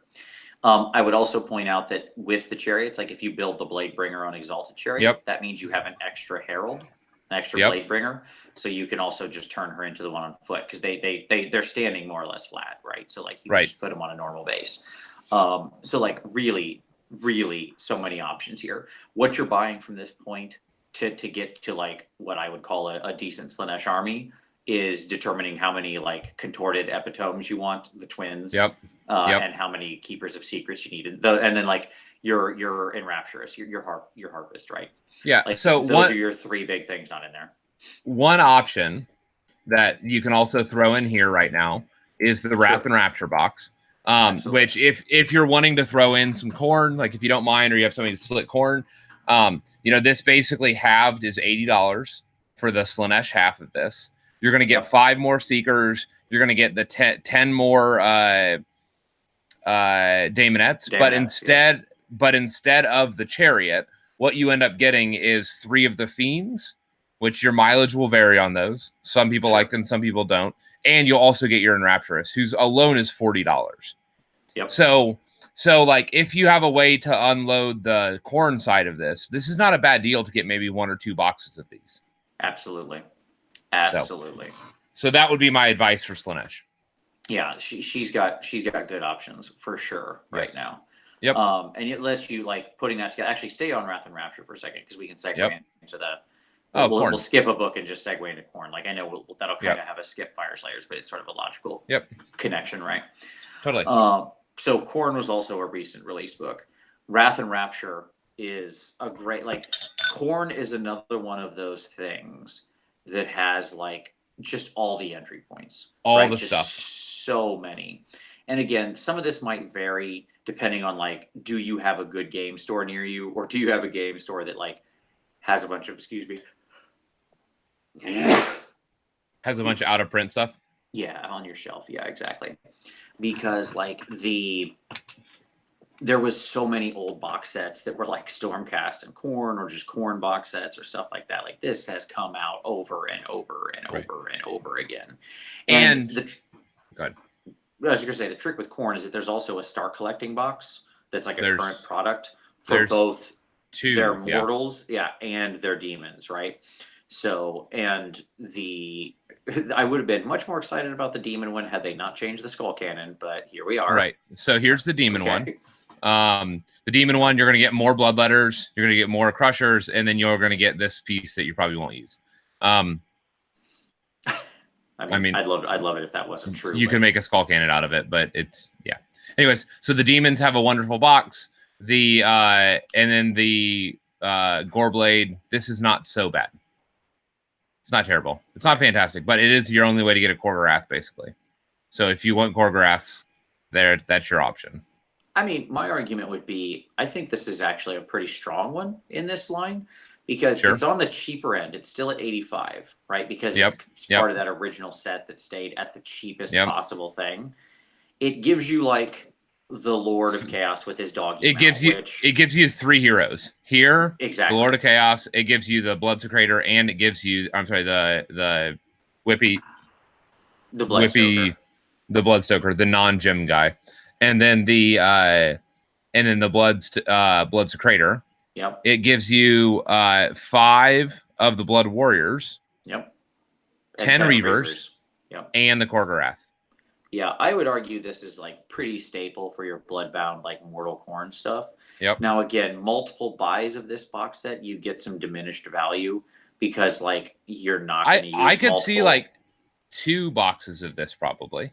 Sure. Right? The challenge is and for those heroes, well, hold on. For the heroes though, you could convert them, right? You could convert them. Yeah, you'd convert them into your other heroes, like if you wanted to run other foot heroes. Sure. Yeah, absolutely. Because like that second Bloodsecrator is becoming a Slaughter Priest somehow, right? That second. Sure. That's happening. The second Lord of Khorne is becoming a Slaughter Priest somehow. Like get rid of the dog and just put something in his hands. Yeah, put like somebody chained, like he's dragging somebody along or something. Sure, all those guys are becoming Slaughter Priests, right? Because that's what you're really missing. Somebody pointed out in the comments the Gore Chosen board game. Yeah, I mean if you can find the Gore Chosen board game, that'll get you 4 of the heroes. Yep. I have Priestathon, Exalted Deathbringers, all that good stuff, right? Another worthwhile mention is the Warhammer Quest, the hero packs. That was another place to get a smattering of heroes that are really good to cost. Yep. So, yeah, I mean, Khorne has so many entry points, right? Like it really is an easy to start army. It's stayed the cheapest. It's this is such a beautiful box set to start Khorne. Like this really does lay down your basics, right, of a Bloodbound army. Like if I was running a Bloodbound army, I'm pretty much using every fig in here, save the Lord, right? Like I would often find myself using the Korgorath.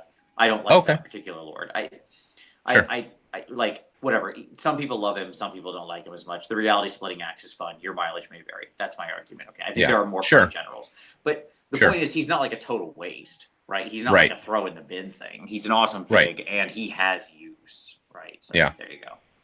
Totally. So Khorne. So you want to jump back to Fire Slayers then? Yeah, let's jump back to Fire Slayers exactly because they're the other big one that just came out recently. I'm interested for your hot take on this one because I don't know what to think about this one. Yeah. So, I mean, if I'm going to be honest, at one point in time, this was everything, right? Sure. I mean, here's because Volkites were everything. Would we say that right now, Fire Slayers as an army? So like we should also probably think about this. Like we've kind of been saying it in passing. Like Stormcast are really easy to get into. Like the 4 we've done so far, I think are really easy to get into and have lots of entry points. Right? Yes. So we should also kind of talk about like how easy is this thing to start playing and access and have in a relatively cheap fashion where you can get a hold of the models at some kind of discount. Yeah. And should we also say that like Fire Slayers do have an interesting situation in that because their army made a shift from more horde based to more elite based, they did kind of become a better deal. Right? Yes, because you simply need less bodies on the table now. Okay. Right. So in light of that, what do I think about this? So what you kind of see here is if you look in the back, so you get a Magmadroth with a hero on it, and they're showing you here with the Rune Smiter on foot. The reality is if you build either the Rune Father or the Rune Son on the Magmadroth, you will get another foot hero that is not featured here. Okay. Right. So you'll actually get another foot hero. I actually think this box has rebuyability. We are no longer going to see 30 Volkites in blocks running around. I mean, like maybe somebody will do that, but that's not a thing. Like the most people aren't going to do that. But what I think we will see, like, I don't think this is the most competitive thing that's in the Force, but I regularly build armies with 10 to 30 Volkites, like in my list building. Like, so like having 3 of these boxes would get you 3 Magmadroths, and basically like through, if you wanted to magnetize or whatever, like you could basically like build have any combination of heroes. You're almost never going to use more than 3 Magmadroths, even in Lofnir. Like I've done the numbers, and it's just real tough to get more than 3 Magmadroths. Right. And by doing that, you're going to get all the foot heroes you need. The other half of this is that, like, if you're down for conversions, Fire Slayers are just one of those armies that you could conversions go a long way, because there's not a big difference. Yeah, they're all just basically naked dwarves running around. Yeah. Yes. Yeah. Like, and you can get a lot of the bits for the other stuff, for the actual, like, for the other kits. And so, like, if you wanted to, you could literally just buy a bunch of these, start collecting, and then convert all your Volkites into other units. Mm-hmm. But I mean, what I would say is that I think that this has some rebuyability, but it's limited, and that's probably 3 boxes, I would say, of getting started, and then I'd begin to assess. But what I will say is this is a very expensive army to collect, just in general. Like, it is an expensive army, because a box of 10 Volkites is $60. Well, I mean, really the question here is, so you buy this stuff. Okay, great. So we have all, let's assume we have all our heroes covered. Let's say we get 3 of these, right?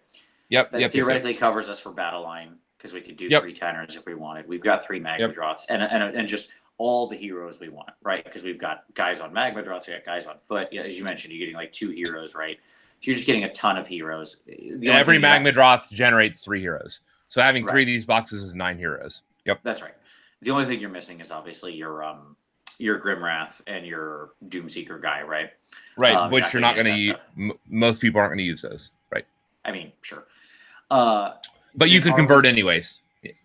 Does the question become then the real challenge to collecting this army? Because I don't think this is too expensive when we say, okay, well, you covered all your heroes, you covered all your battle line, you got a pretty significant force out of that. Will build one list. That'll build one of the list variants. And I was going to say, doesn't the challenge become, now you got to go out and buy your Hearthguard Berserkers? And they're still the cost. Right, they are. Because that box that builds, so much of what you need, right, is still not like the cheapest box to get. No, it's arguably like 5 dudes for like $45 or $50. Like it is an expensive investment to go the Hearthguard Berserker route, or even the Aura Hearthguard for that matter. Yeah, 5 for 40 there you go. Retail, right? Yeah. Yep, 5 for 40. Yeah, it is not the cheapest, and so but like you can get a lot of the way there with 3 boxes of these guys. That's what I would say. I wouldn't be surprised, by the way, honestly, for us to see another like paired box. Yeah. Right. Yep. With Fire Slayers versus like Iron Jaws down the line.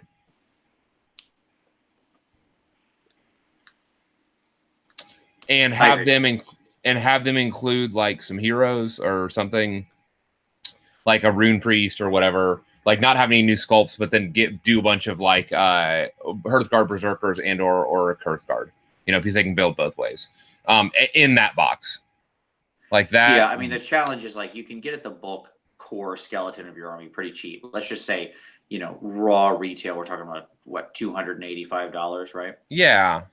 And then but the problem is then from there, let's say you want to add a unit of 30 Hearthguard Berserkers, as you probably do, right? Because that's I don't know if everybody's going to do 30, but I get what you're saying. Yes, let's say that's what you want, right? That's the biggest possible Hearthguard Berserker unit you can run, right? Yep. And so a lot of people want to build out that 30 and make that sort of Death Star unit. And if you do so, right, that's another 240 bones just for that unit of 30 right there. Just for one more unit. Yeah. So I mean it's expensive. So I wouldn't be surprised if we see one of these boxes, like a paired box of Fire Slayers down the road, although it wouldn't have to necessarily go that route. That's what I would say. Like I could easily see them throwing like the Magmadroth kit in there with Hearthguard Berserkers, and that'd be it. Like as part of that duel thing. Yeah, sure. And then they get 3 heroes out of the deal, and then like maybe, I don't know, 10 Hearthguard Berserkers or something. I don't know. But you know why I want that box set so bad, Tom, is because what they've shown they do with those boxes is they include a new hero, right? That's been the story. Often. Right? So we got Yes. Doom Rocket guy, and we got all that. Yep. So with the Ironjaws release, I think the #1 model that all of us Ironjaws players want is a Mega Boss on Piggy. On Gore Pig, yeah. On our Pig. Yeah. And that would be exactly the hero they included in that. Like, it would be, right? It just makes sense. Like, for the amount of hero to be the thing. So, like, if we got that box set, we would definitely get that hero. So I'm very excited about that. If that something like that were to happen. Yeah, and I don't know that will happen, but that would be something that would be neat, is what I would say. And it makes sense that, like, if it follows like the Gits pattern, that'd be a good way to do it, right? Because then it would tie in with the Ironjaws re-release, right? It would literally follow the Gits pattern. It calls back to a prior armory. Yep. And also it gets you excited for the new one. It's a double dip. So, like, someone in their marketing department, we can't be the only people who realize that, Tom. Like, somebody in their marketing department's also like, wait a minute. And dwarves fighting orcs, it's a thing. It's pretty classic. Yeah. It's pretty classic. Yep. All right, cool. So, no, I agree. I think Fire Slayers are still, even at lower model counts, they went from exorbitant to like still kind of expensive. They're not as bad as they used to be, though, right? Right, because you need half the number of models now. Sure. Yep. Okay. What else? Where do you want to go next? Gits, baby. Let's talk some Gits. Let's talk about them Gits. Okay. All right. So this is a very hard army to collect, in my opinion. Okay. Yeah. If you want to be playing goblins, you have got a tough row to hoe ahead of you, right? Now, on one side, if we take the secondary market into account, one of the advantages is that the basic goblins, your shooters and stabbers or whatever you want to say, your basic moon goblins, those guys have been around since the dawn of time. You know what I mean? Like, there was on the 6th day, whatever happened, and then on the 7th day, God rested, and also in spare time made some of those Moon Clan goblin sculpts, because it seems like they're that old, right? Yeah. But that being so, like, I mean, you can go back to the 80s and 90s and find kits that are still basically applicable for the modern thing. Like the Hero Quest box has kits that fit. I mean, that's how long this has been like this, right? Yeah. But the army is so big and so varied and has so many different options that if you truly want to, like, go all into it, it's more like, my advice for if you're going to start collecting Gloomspite and is like figure out what your army plus is, not your army plus. Like, are you more interested in goblins or squigs or trolls or some kind of, mix of the three in some way, and like do that thing. Start from there and do that thing, because otherwise you could just drown yourself in that. As we mentioned, I mean, it doesn't surprise me that Loon Curse box sold as well as it did, because there was no easy way into squigs. Yeah, it's expensive to get all the squig stuff, and it's expensive to get all the trolls and all that stuff. Like, so you got, like, it's just such a big investment of all the different options that are there, right? And so if you try to eat the elephant, you're gonna choke. So you got to do it one bite at a time. So there you go. Like, again, if you're going Gits, and you can't find, your store doesn't have a Loon Curse, or you're not interested in squiggies, then probably start hunting the secondary market some to supplement your new purchases for the new stuff. That would be it's so hard. It's so hard to build one of those armies affordably now without going to the secondary market. Yeah. So it is a harder army to build. What else? Okay. So let's see. All right. So let's talk about Skaven and FEC, right? Those two armies that came out in the middle. And let's start with FEC. because in my opinion, okay, FEC is the much easier army to collect. Like FEC, Okay. let me just say, like, I almost accidented into like an entire FEC army because, like, if you buy 2 Carrion Empires, like when they were available, right? Sure. Like if your store still has some Carrion Empire, you can find them. Yep. Like right. 2 of those, it gives you like all the Abhorrent Ghoul Kings you're probably going to need, and it gives you like 40 ghouls and what? Not 6, 12 of the flayers, right? As well as the Arch Regents, yeah. Yep. That's what I said in the Arch Regent. Sorry. And then like 4 of these start collectings, and you literally have to buy almost nothing else. You buy a Vorgolf in addition. Right. But like because the Crypt Horrors can also make Crypt Flayers and or whatever they're called. Yeah, Crypt Flayers. Yep. Like it can just it's such a that kit is so. By the way, it can also make all your heroes. Right. Because your heroes are just kind of special versions of all of your normal dudes. The Vargolf is the only one that is not. Right. Yep. And so, like, in all honesty, this is one of the cheaper armies where, like, you can have basically an entire collection of this army, like, on almost every variant of how you want to build the army for like $500, and that's 500 retail. Sure. So if you can get like 80% off, I mean, you can easily get down like 400. Or I'm sorry, 20% off. 80% off, but yes, 20% off, 80% retail. Sorry, you can easily get to like a $400 to buy the whole army. Not even buy into the army, to buy the army, to buy all of it. Right. To have everything you'd ever want to run, ever. Right. Yeah, exactly. Right. Like to have a truly impressive collection. Yes. Right. Like when Carrion Empire was out, this was arguably one of the cheapest armies to buy. Right. Yeah. Agreed. Okay. So, yeah, I mean, this one's a slam dunk, right? Like it's an easy army to get into. It's a limited number of figs. It has easy start collecting access. If you can still find a Carrion Empire, get it. Right. And arguably it paints pretty quickly too, right? Because their undead flesh would take really nicely to washes and dry brushes. So if you're a new player, very new painter friendly. Yeah. There's you're gonna paint some bones and stuff like that, but it is a new painter friendly army as well. Yeah. Yeah. So somebody asked in the comments, surely FEC is going to get nerfed in the GHB. Maybe. I mean, could something happen? I would expect that something will change, but I'm not going to really take that into account because, again, sure, probably, maybe, who knows? I mean, in what way? I don't know. We can't take that many hypotheticals into account, right? The future is an unwritten thing, my friend. So, I don't know what's going to happen. And moreover, if you're getting into FEC because you want to chase just broke Gristlegore or bent Gristlegore stuff, you know what you're doing. Do you know what I mean? If you get into an army because you're chasing some kind of bent thing, okay. When it gets nerfed, it gets nerfed. That's you ride that wave and you die on that wave. Right. And what I would say though is that there are lots of other viable builds in there that's not Gristlegore. And so don't. I think it's still 100% of a viable army, even if the Gristlegore thing gets nerfed. Yes. Yes. Yeah. So it's fine. It's all fine. Yep. If you love the idea of the dead dudes, if these guys appeal to you, I think it's a solid army to get into. Would be my personal feeling on it. It's cheap. It's a relatively straightforward paint. It's friendly to new painters. It's friendly to new players. It's yes. This is banging on all cylinders for a starting army. But its companion, Skaven. Yes, its companion army, Skaven, that came out at the same time, I would argue is an extremely difficult army to collect in toto. So let's talk about what you've got access to.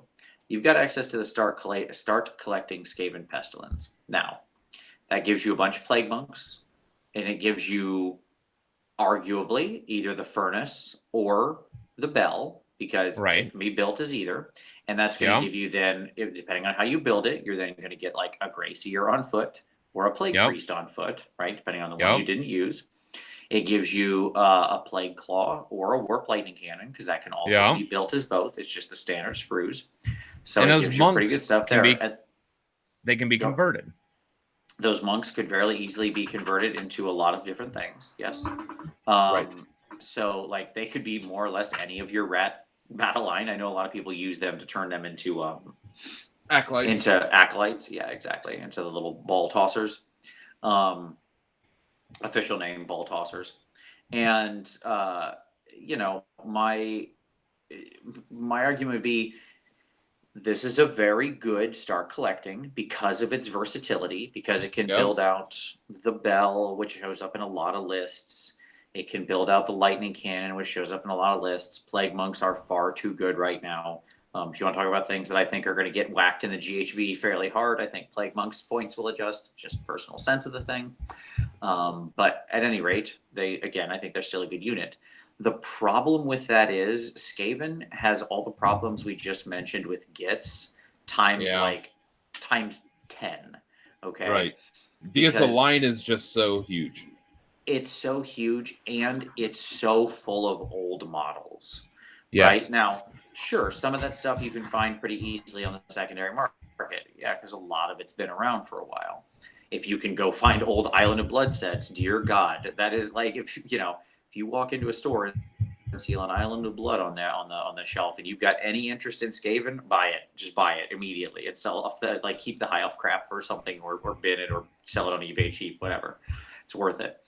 Well, no, if you see, who cares? That's like dudes. If you see the Dawnspire box, Yeah. which is what he's like talking about, like the updated Sorry, box. It was renamed. Yeah, yes, it was renamed the renamed. right. Like buy that like tomorrow, or whenever you see it, because you can sell the high elves in there for probably the amount that the box costs. Because it was a dual box with as many models as you normally get in the $160 boxes, but they sold it for $85. Right. Like that was the retail when it got reboxed. And then keep all the Skaven because you'll use everything in there. Sure. And then except for the Poison Wind Mortar, which actually just becomes 2 acolytes, or a Warlock Engineer and an acolyte, or something like that. The problem is there's still just so much more, right? Like there is so much more.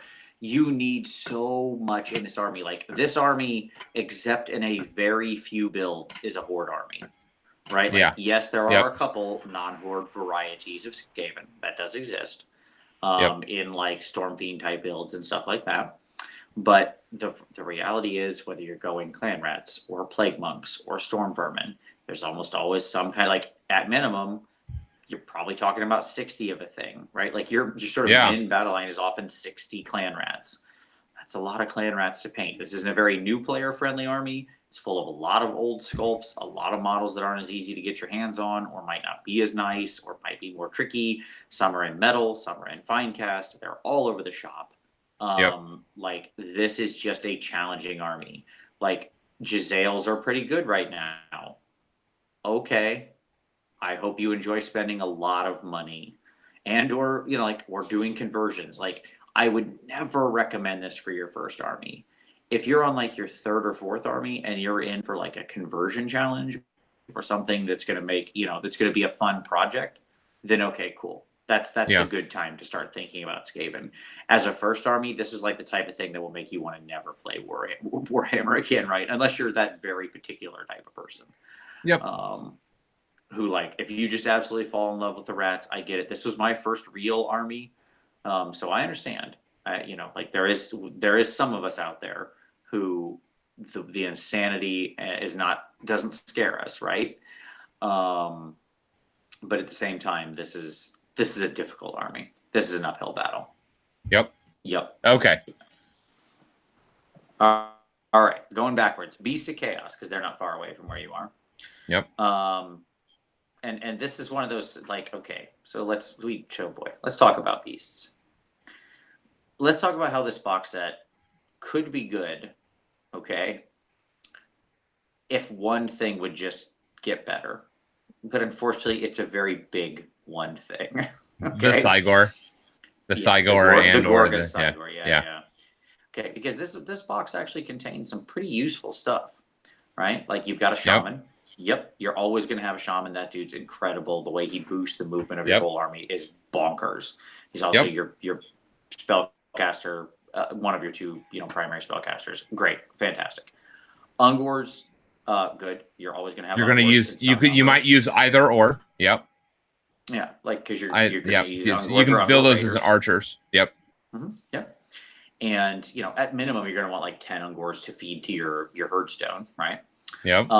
Bastigor are fantastic. Some of the most cheapest, like sort of, I don't know what you want to call them, heavy infantry, or I guess right now, or something in Yep. the game. I don't know if that's Yep. really what you call them, but you know what I mean, right? They're wonderful in packs of tenors. So like, okay, done and dusted, right? Like you get 10 of them. Yep, that's what I was looking for. They're awesome in tenors, so wonderful. And then there's the Cygor or Gorgon, however you want to build him, right? Right.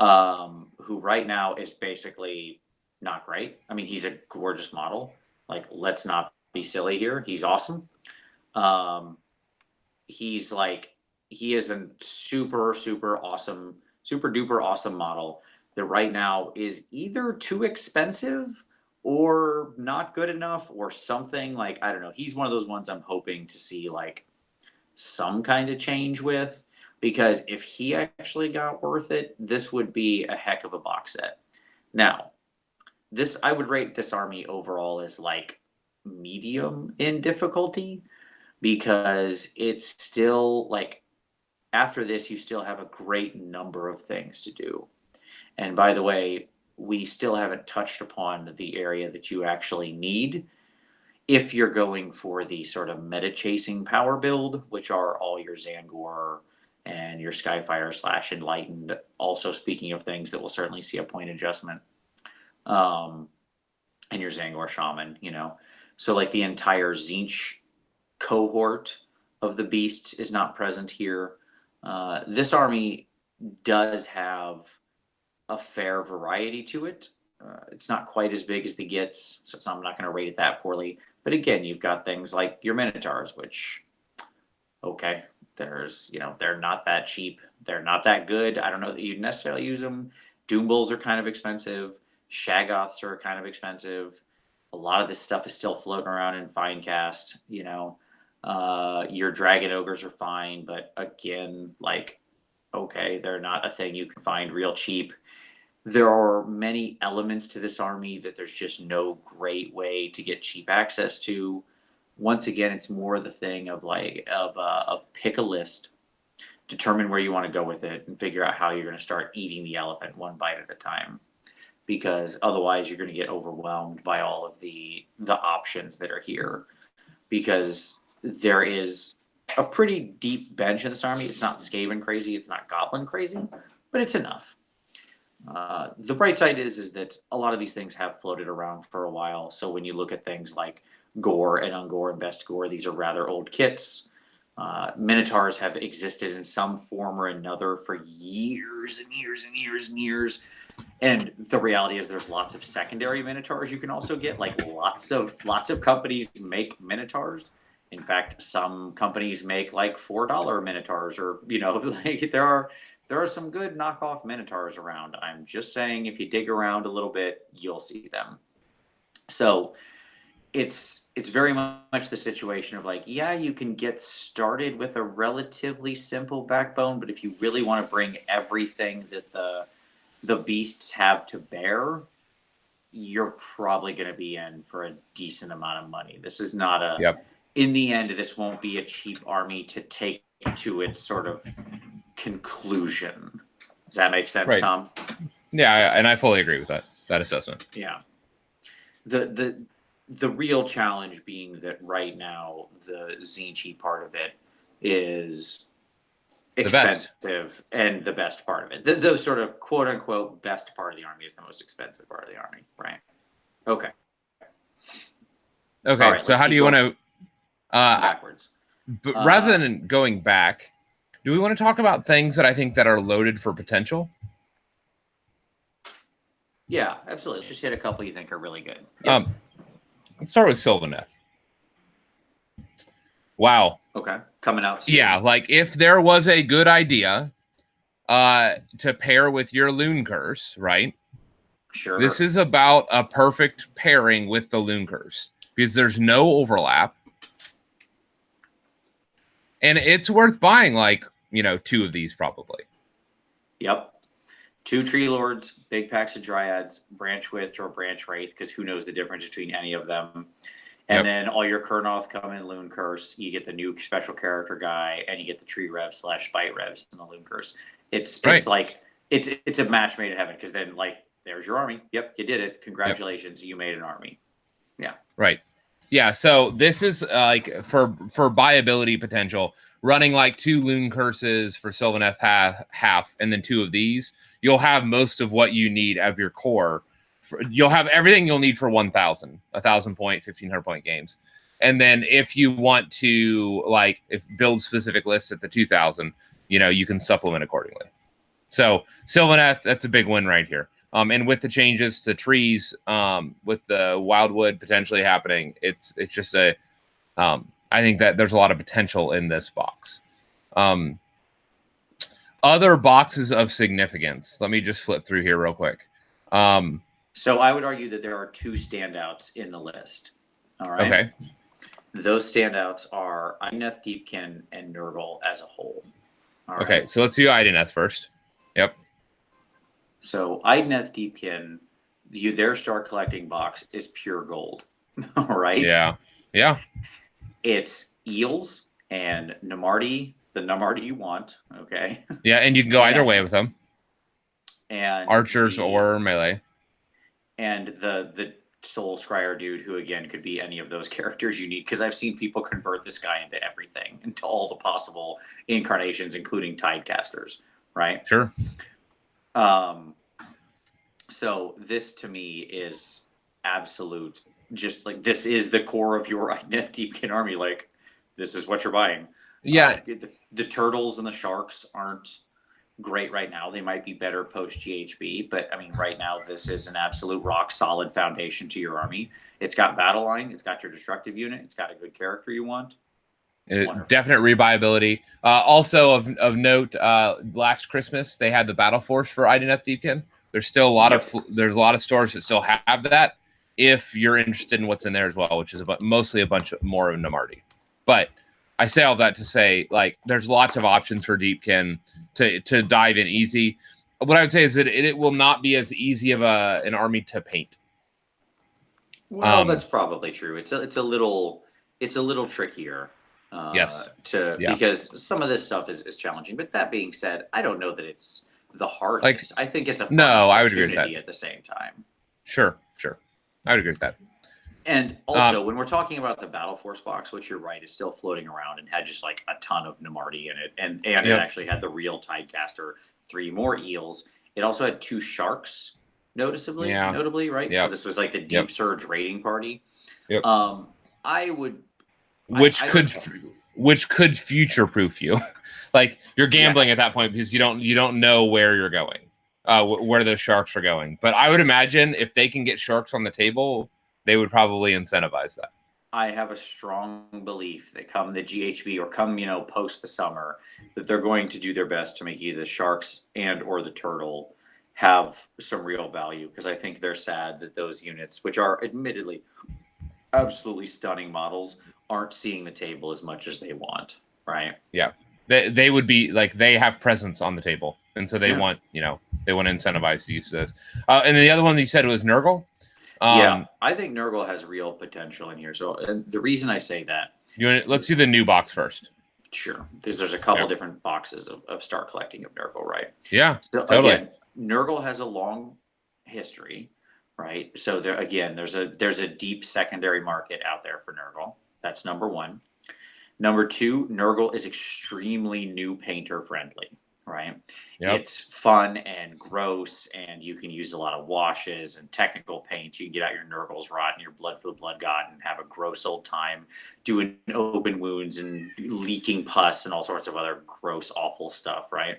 Yep. And this Maggot Kin box here that you're on right now, this guy doesn't have a lot of minis by the standards of this army.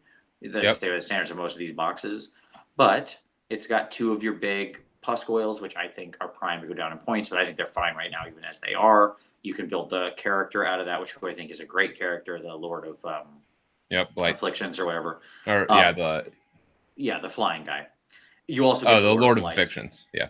Yeah. You also get the Lord of Blight, which is fine. He could again stand in for any of the Nurgle Lords because whatever, they're all fairly interchangeable guys, right?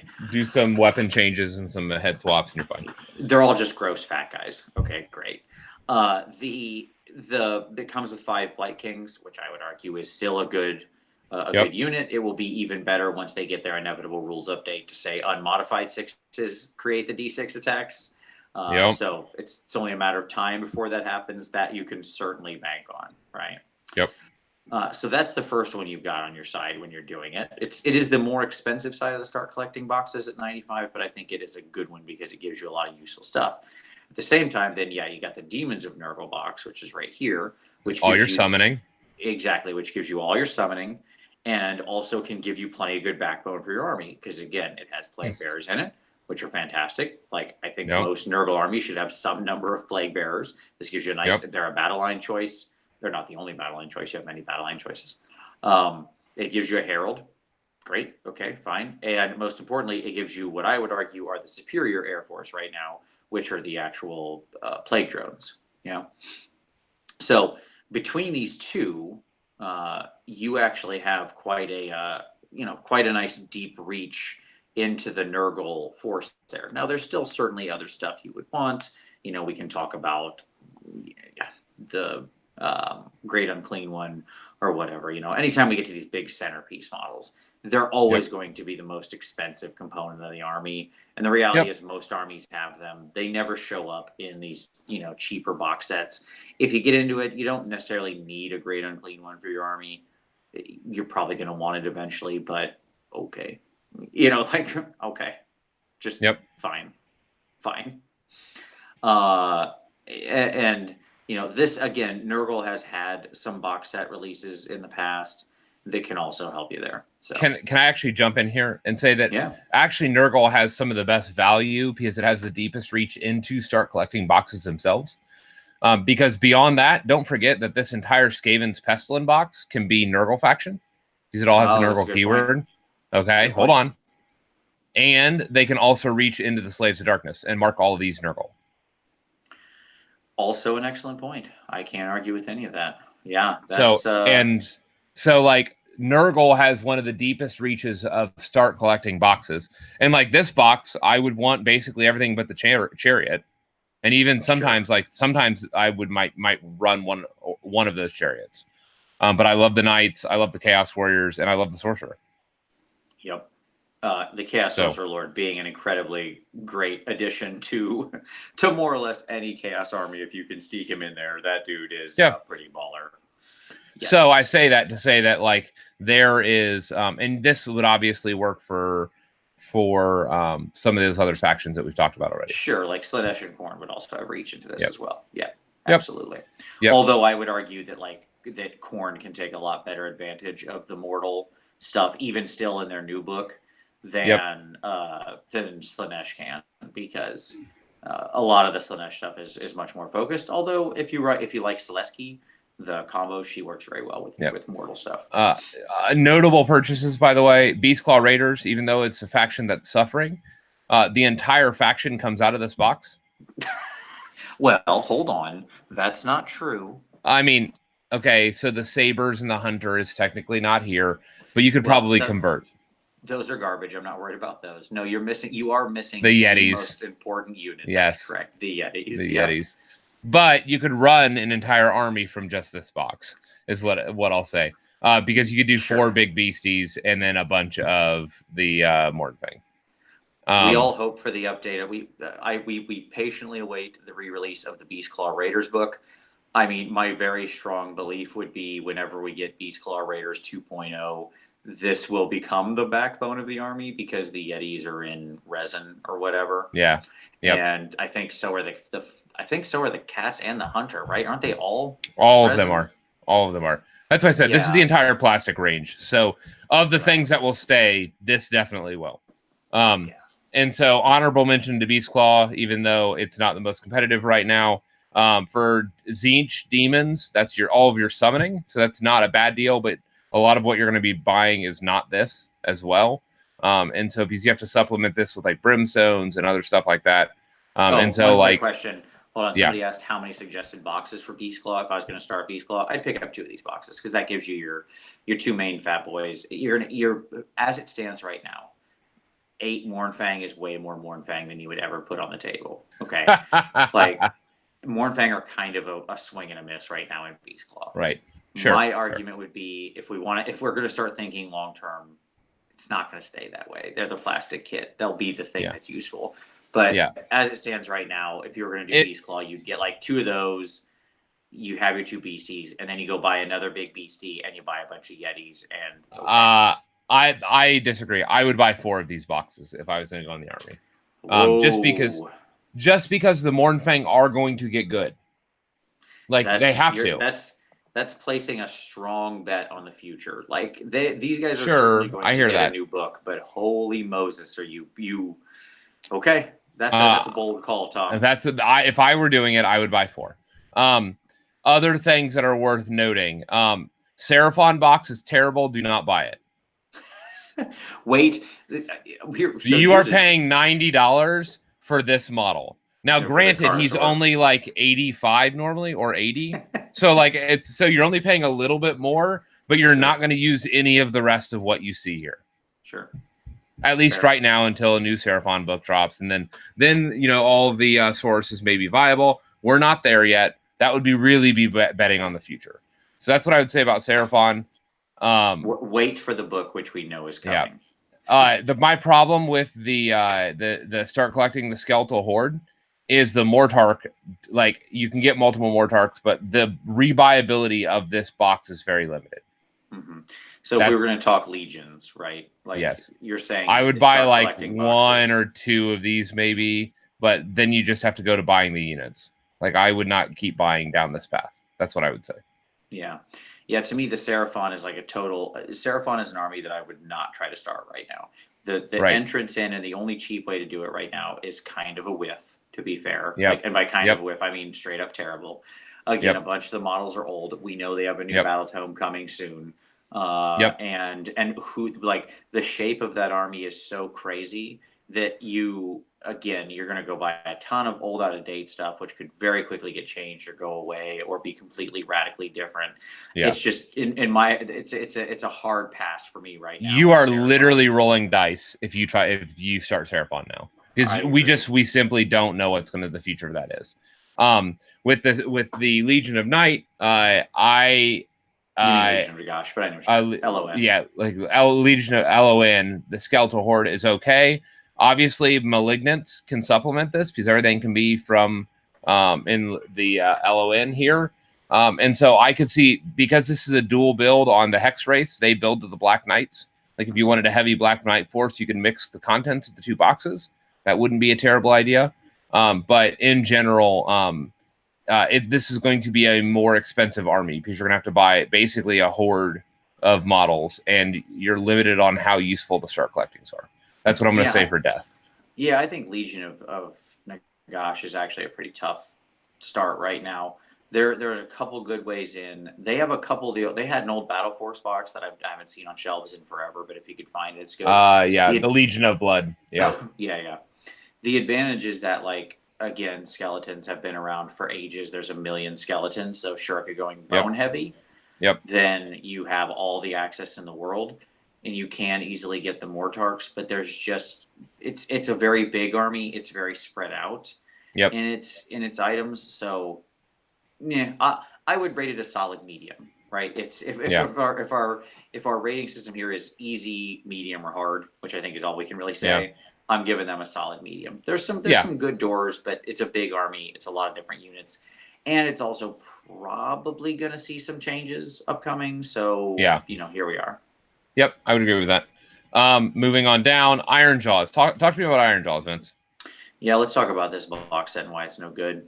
So the Start Collecting Iron Jaws box is not what you want. All right, so this box set contains a bunch of Ard Boys, your War Chanta, and some Piggies. Now, if those 10 Ard Boys were 5 Brutes, I would be all about this box, and I would tell you just buy this box, keep clicking purchase until your finger breaks or they run out, right? Because this would be the absolute winner. But the reality is, as it stands right now, even with the points moves down that our boys have had, they're just not. They're just not the unit. They're everybody wants to make our boys work. They don't work. They're okay-ish sometimes.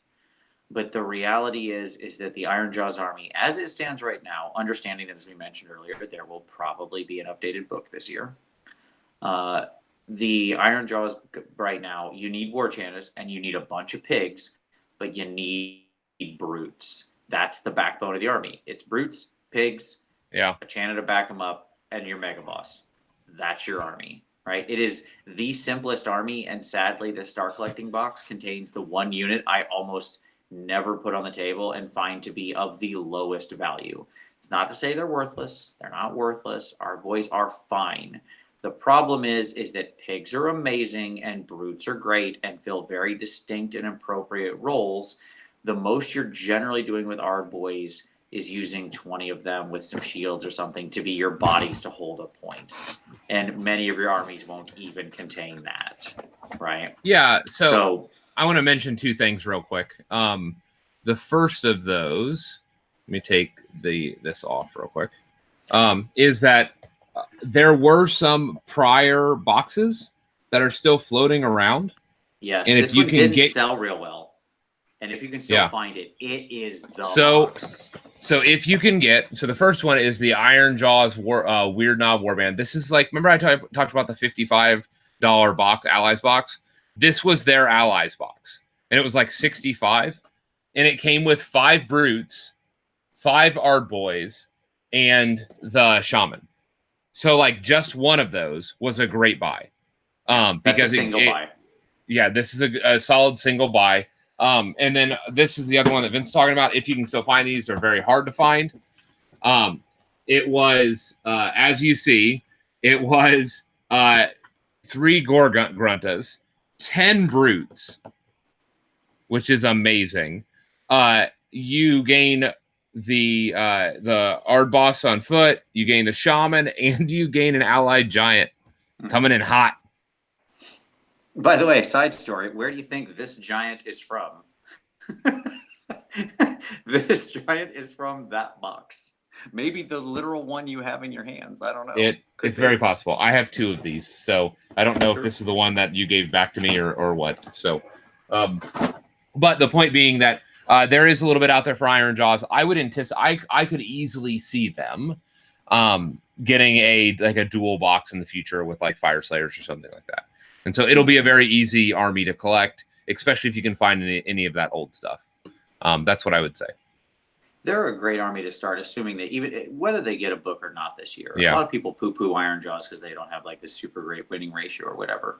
They are the most fun army I've ever played. Like a lot of the most fun I've had playing Warhammer has been playing with my Iron Jaws. They're just endless fun, and they're always a good time. They're always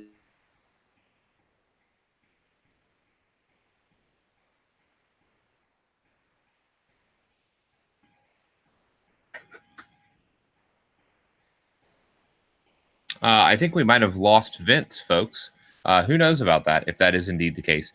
So let me just finish what he was going to say.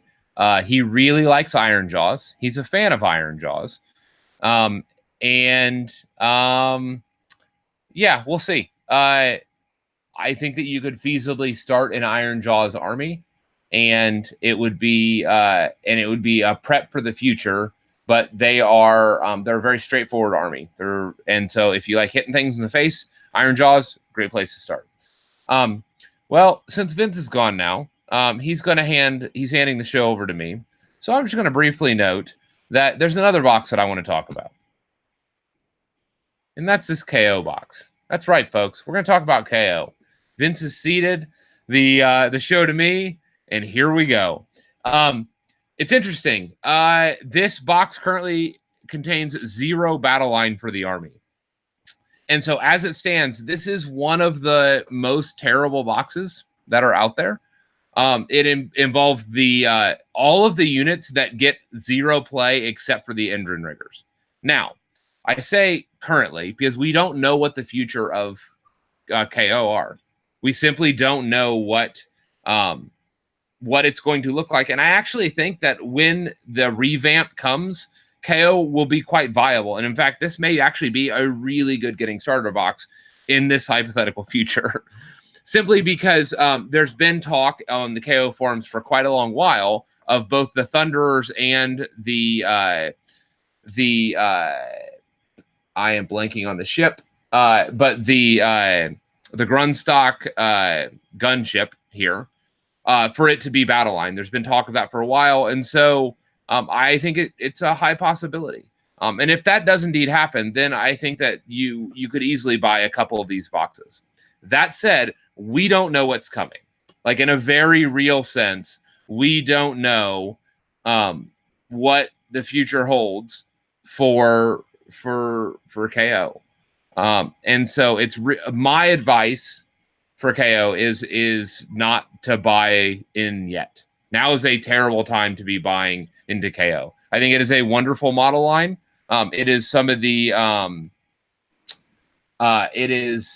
some of my favorite models that I've ever painted.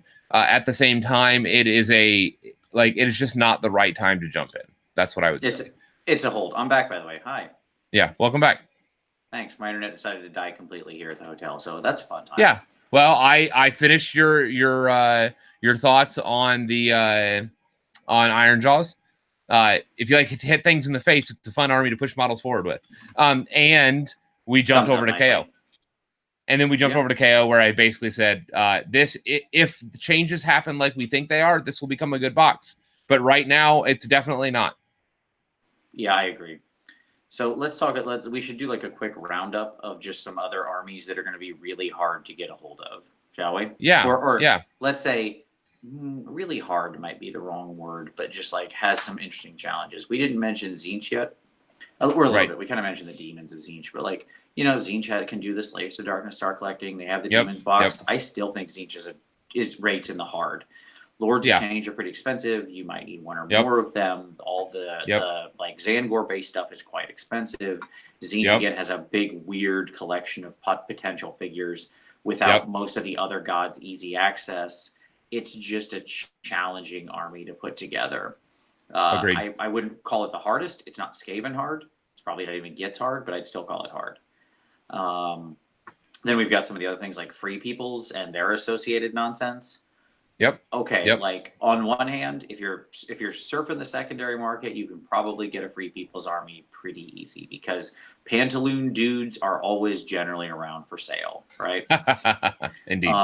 And that's the majority of your army. But okay, they're kind of difficult to paint if you're a brand new person because they're a lot of like flat, even colors and different things. You want to do little designs on them.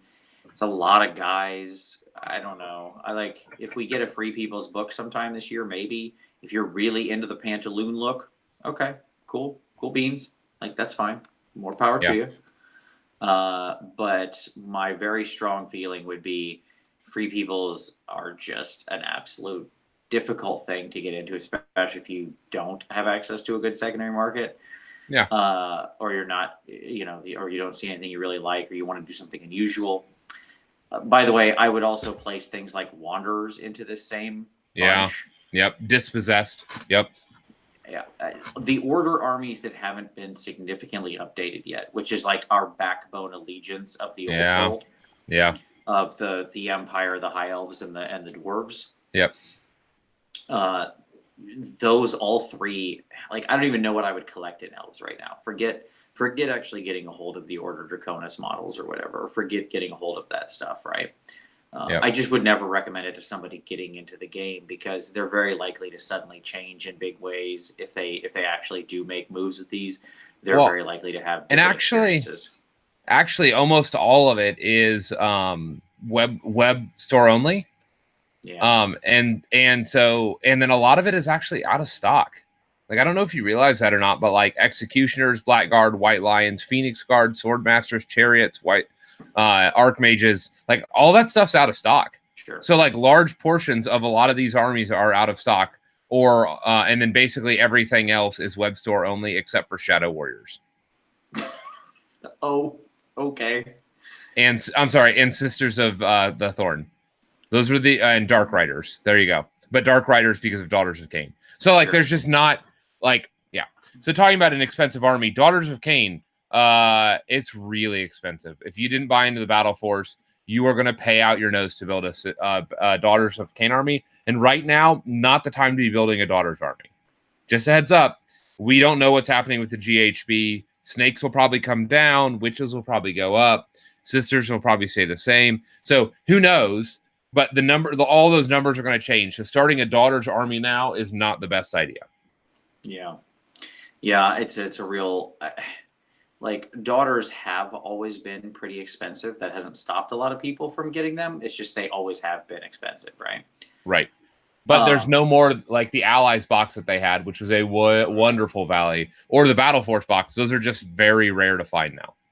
So you're back to like $65 Witch Elf boxes. Congratulations. Oh, and $75 Cauldron of Blood boxes. That said, I did see some of those Battle Force boxes at Source Comics this weekend. All of the Battle Force boxes from this last season. Hey, so I mean, you're in the Minneapolis area. You have an easier opportunity to start an army. Yes, indeed. Other armies to talk about. Slaves to Darkness, Ever Chosen. I would put those on hold. It's coming. Yeah, it's coming. The army is coming. Likely the book. We just don't know. Let me say this: if you know that you love that army, just go grab the Star Collecting. I wouldn't agree. I don't think it's a hold. Let me say it this way: it's a tentative buy.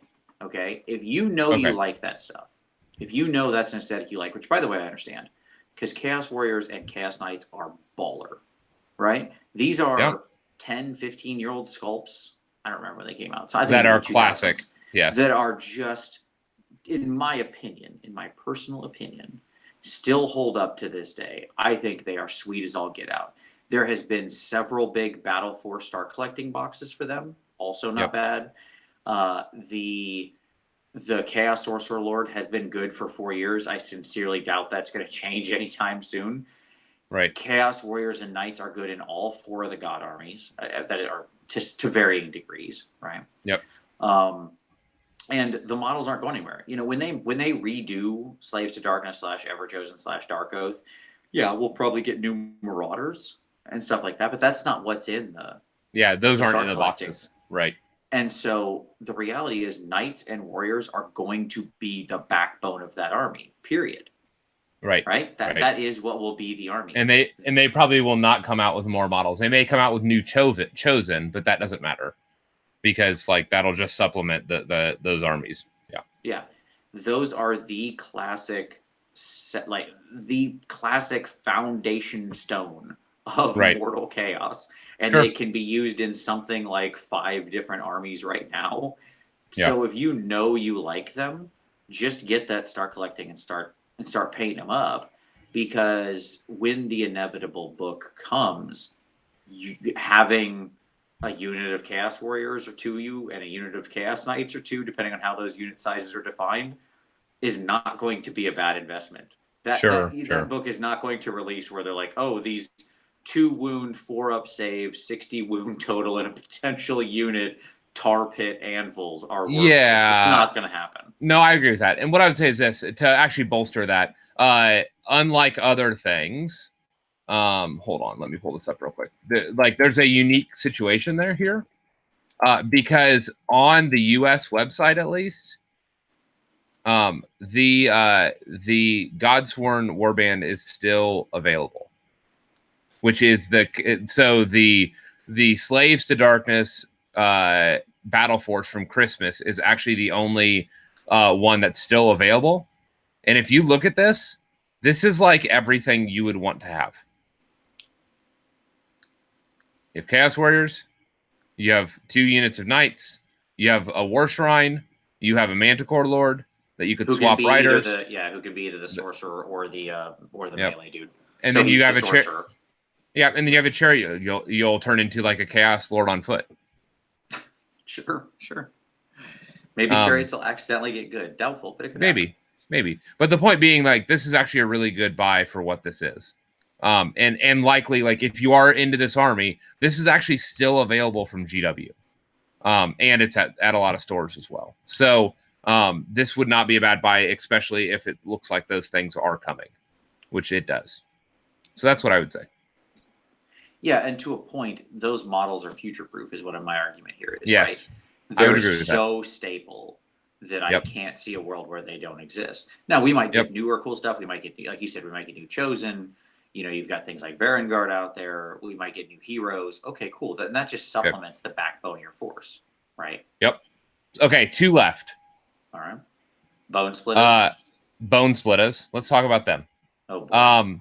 It's tough to collect them because you like, it is a horde army, and actually we don't know what's going to happen with them. That's the other half of the equation. They're going to get updated, and who knows what that's going to look like. So just a warning, like, I think Bone Splitters are a trap if you want to get into them right now. There's no easy way to buy, and they are likely to get a book, and it will be updated, and we don't even know what that will mean. Yeah, and I wouldn't rate them as a fun army right now either, for the most part. I Right. mean, there's some fun builds out of them, but to a point. But that is a tough first army to build if we're talking about starting, right? I can't picture it. Yep, agreed. And then Gutbusters. Okay. Ogres. Uh-huh. Talk about ogre, Vince. Oh, geez. What do you think? What do I think about ogres? Okay, well, ogres are pretty cheap and pretty standard. That is to say, they're not that expensive to actually collect in sort of raw form.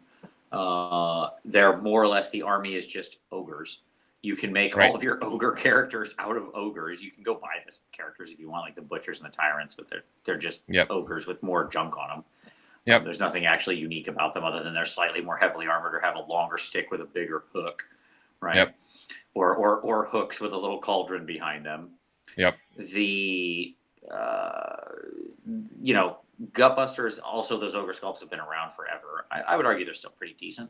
I used one during my unit painting class.